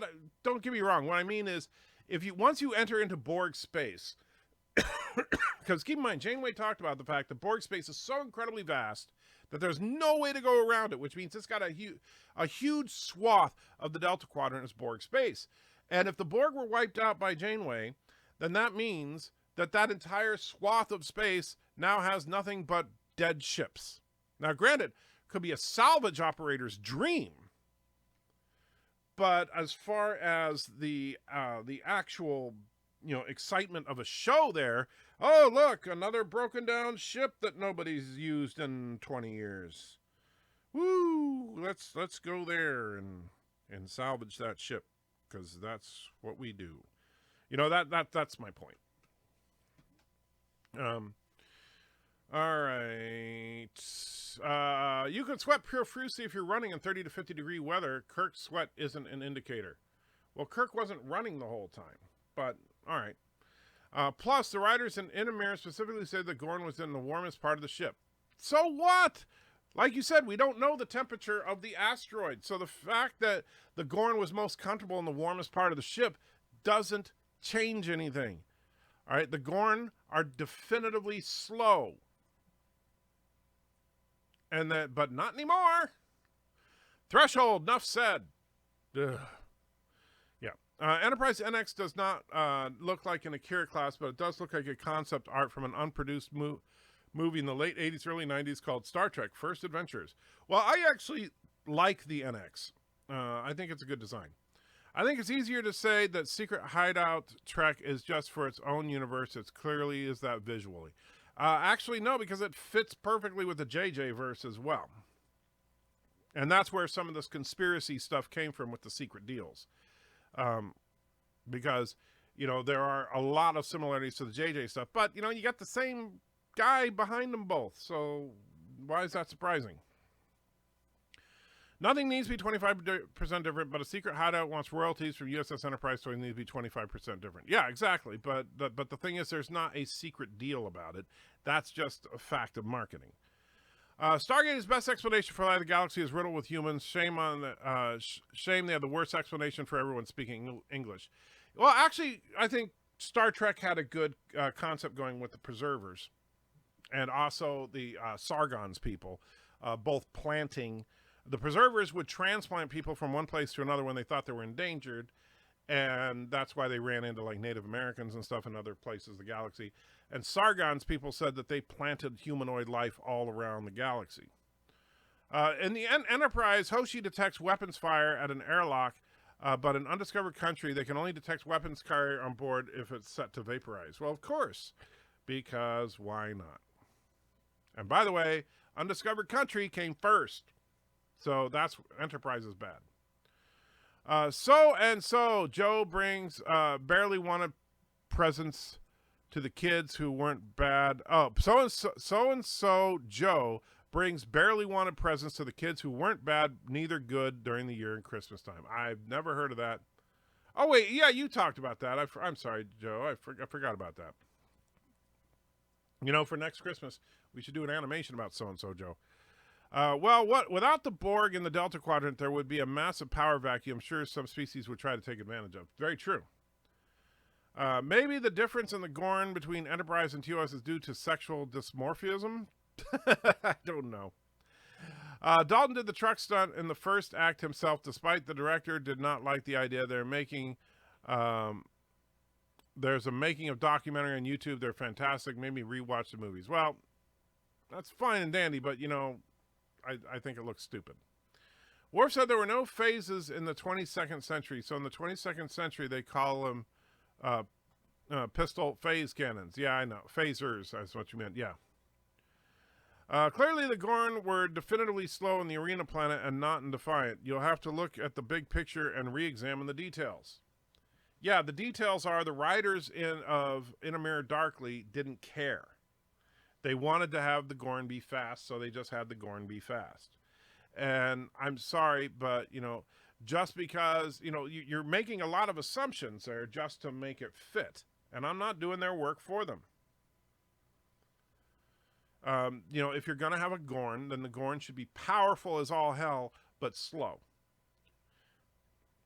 To do otherwise is, to me, you know, dishonoring the original series.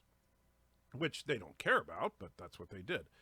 Kirk wasn't running the whole time, but he was still hot and sweaty on a cold planet because of a slow Gorn. Anti-Trigger 2020. Oh, that's not what I said, but okay.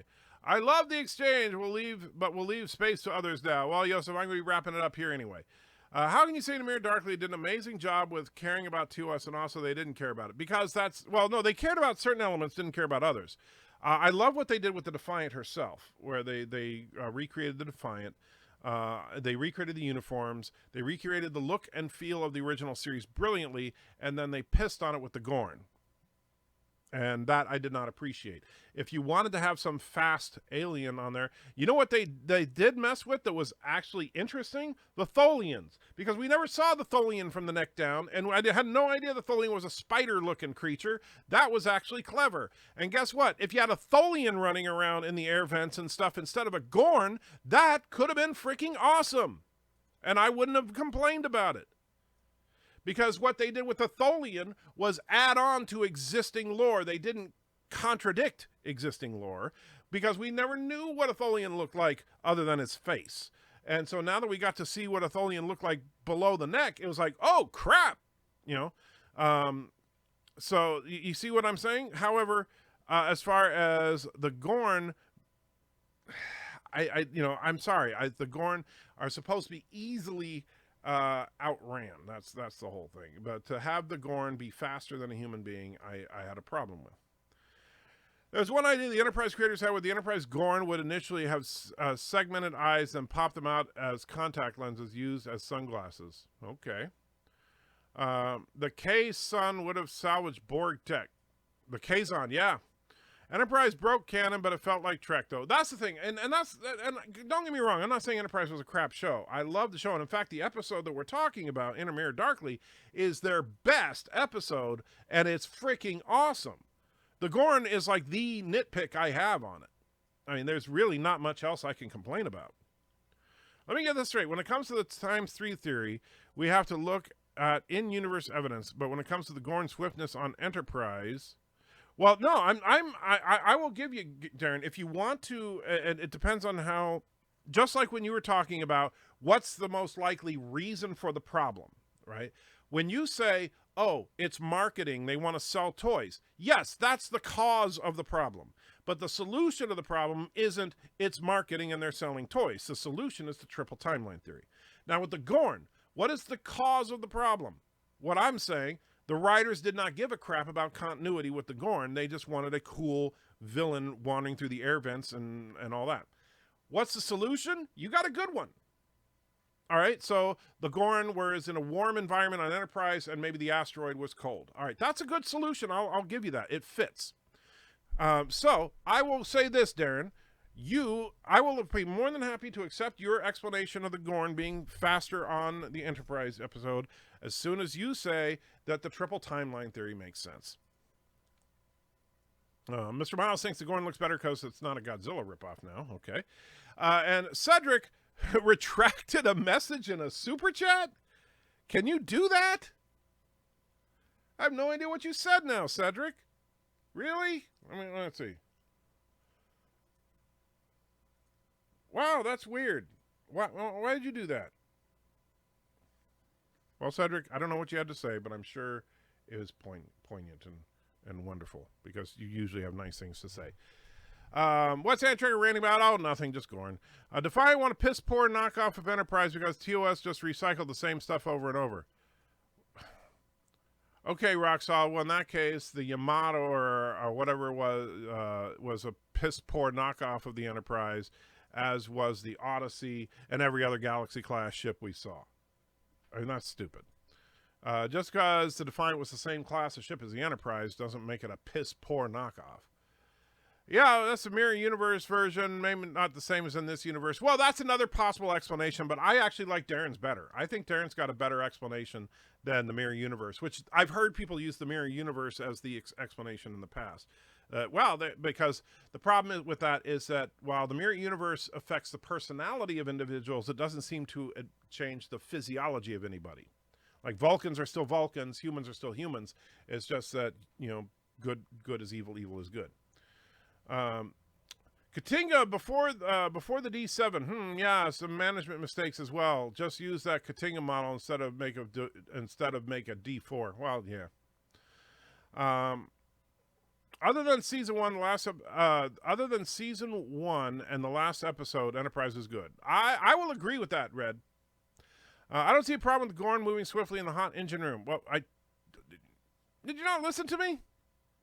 Hello? Yeah, Mirror Universe episode shows rear weapons on a Constitution class. Well, which actually, Dan, I will say this, has been in the Starfleet Technical Manual all the way back to 1973. It's been in the blueprints of the original design that there was a phaser bank facing the rear. It just was never used in the original series. And so that was technically in soft canon already, and all they did was show it. I wish we had seen Morgan Freeman in Trek at some point. Well, now you know I pilot a starship. McClunky, good to see you, Aberjam. And could we please play out with the Korogan National Anthem one more time?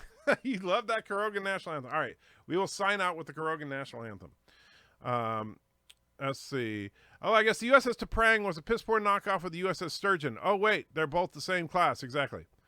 Maybe it's an augment Gorn. Yeah, that is stretching it, Mr. Miles. If the Borg Queen was an unintended anomaly, that Janeway could have ultimately fixed the Borg by getting rid of the Queen instead of destroying them.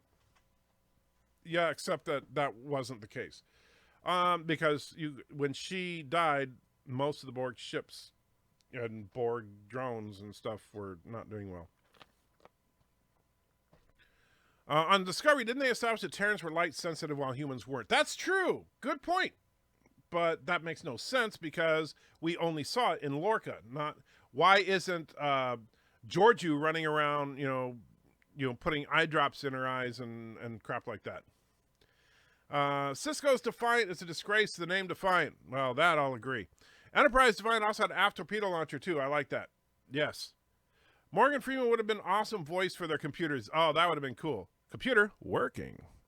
And BOT, they mentioned broadside, BOT.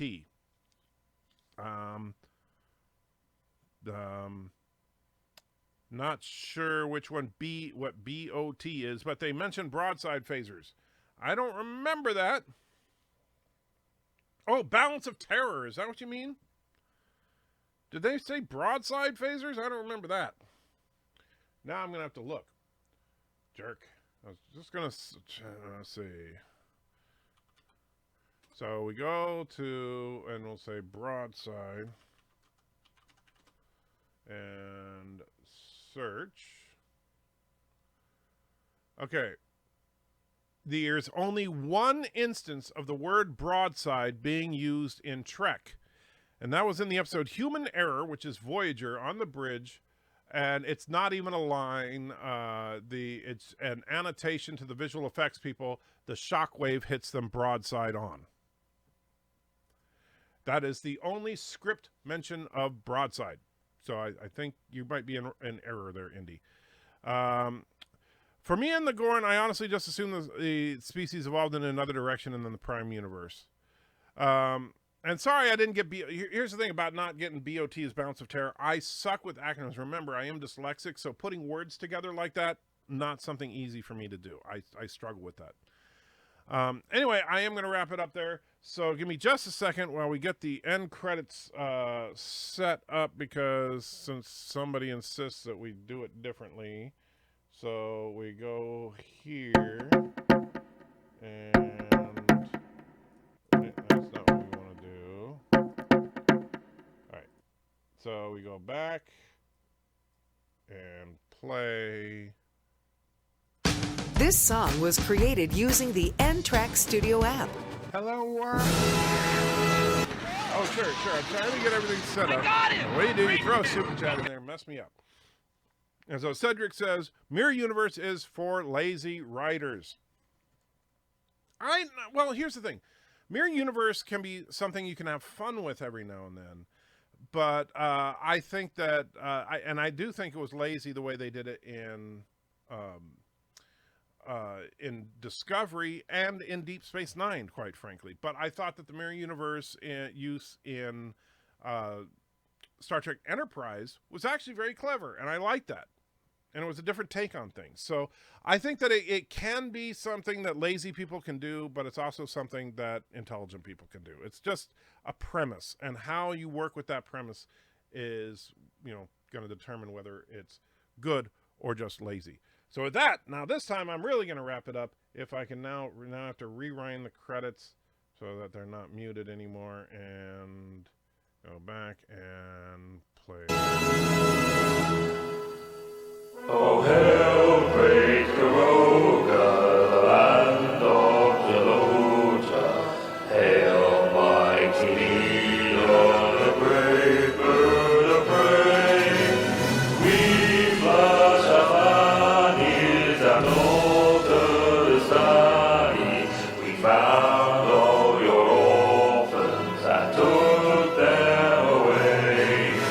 We mine all of our plutonium.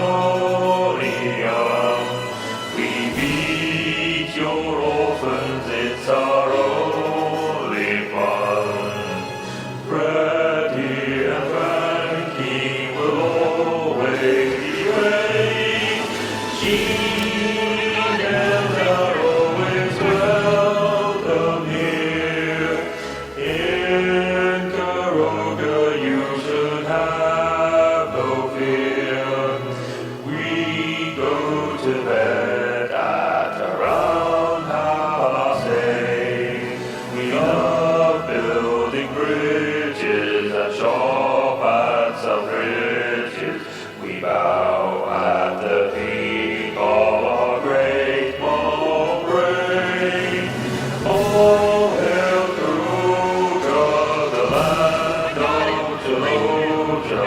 Our wheelchairs are fast and our You son of a bitch, anti-tracker! You son of a bitch, anti-tracker! We love the way it toots and beats. Cats say meow and the cows all go moo. Oh, hail almighty Lord and King, great ruler over everything. Oh, hail Karoga, Jaloja, well reign.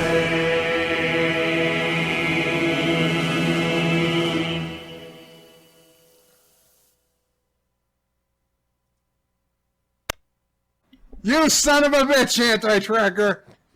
All right, so Rock Solid put in $1, and of course wants his usual favorite. And just because I'm nice, here you go.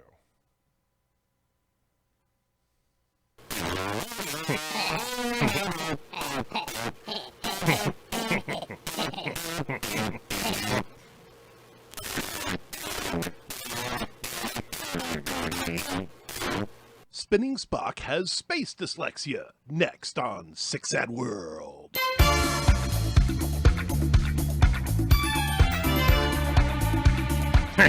Laura, this sucks. Let's go get some money. Hi.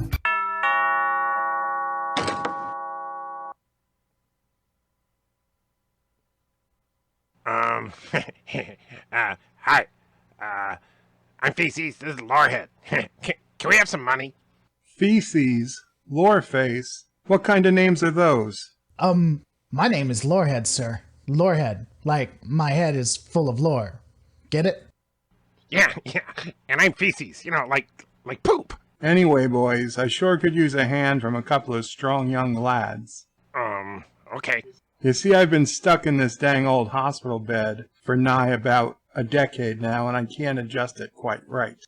Can you boys reach that lever under the bed? I don't know. Yeah, that's it. Just give it a nice hard yank. Who said yank? Yeah. Hey, baby, come to Lorehead. Laura, what are you doing with that lever? Come on, man, I want to turn. Son of a bitch! You stupid kids, you don't ever listen. What the hell am I supposed to do now? I don't know. Damn it.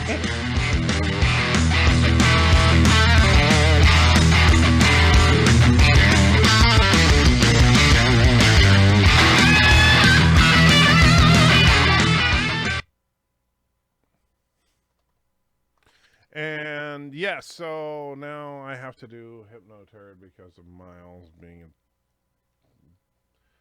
wonderful editor. Great. He's a great editor because, yeah, I love Mr. Miles. When a humble turd graced a ride along.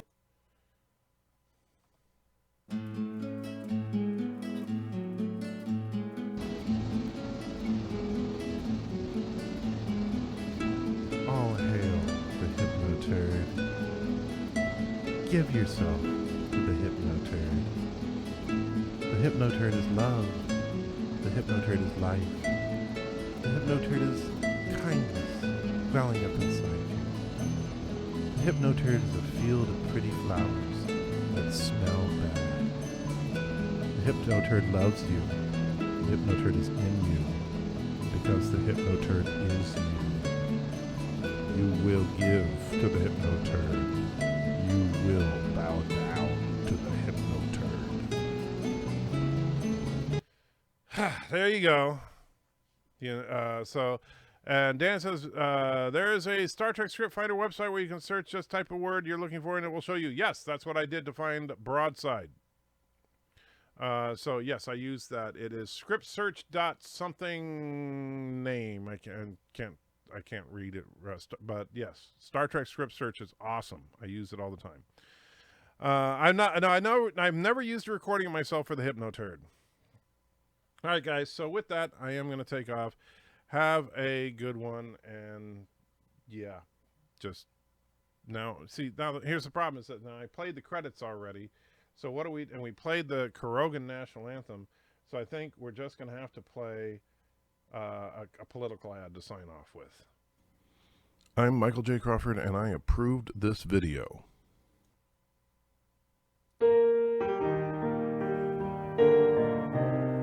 The following video is brought to you by the Elect Anti-Trekker in 2020 campaign. Hey, we've been electing pieces of crap for years. Why not do it literally?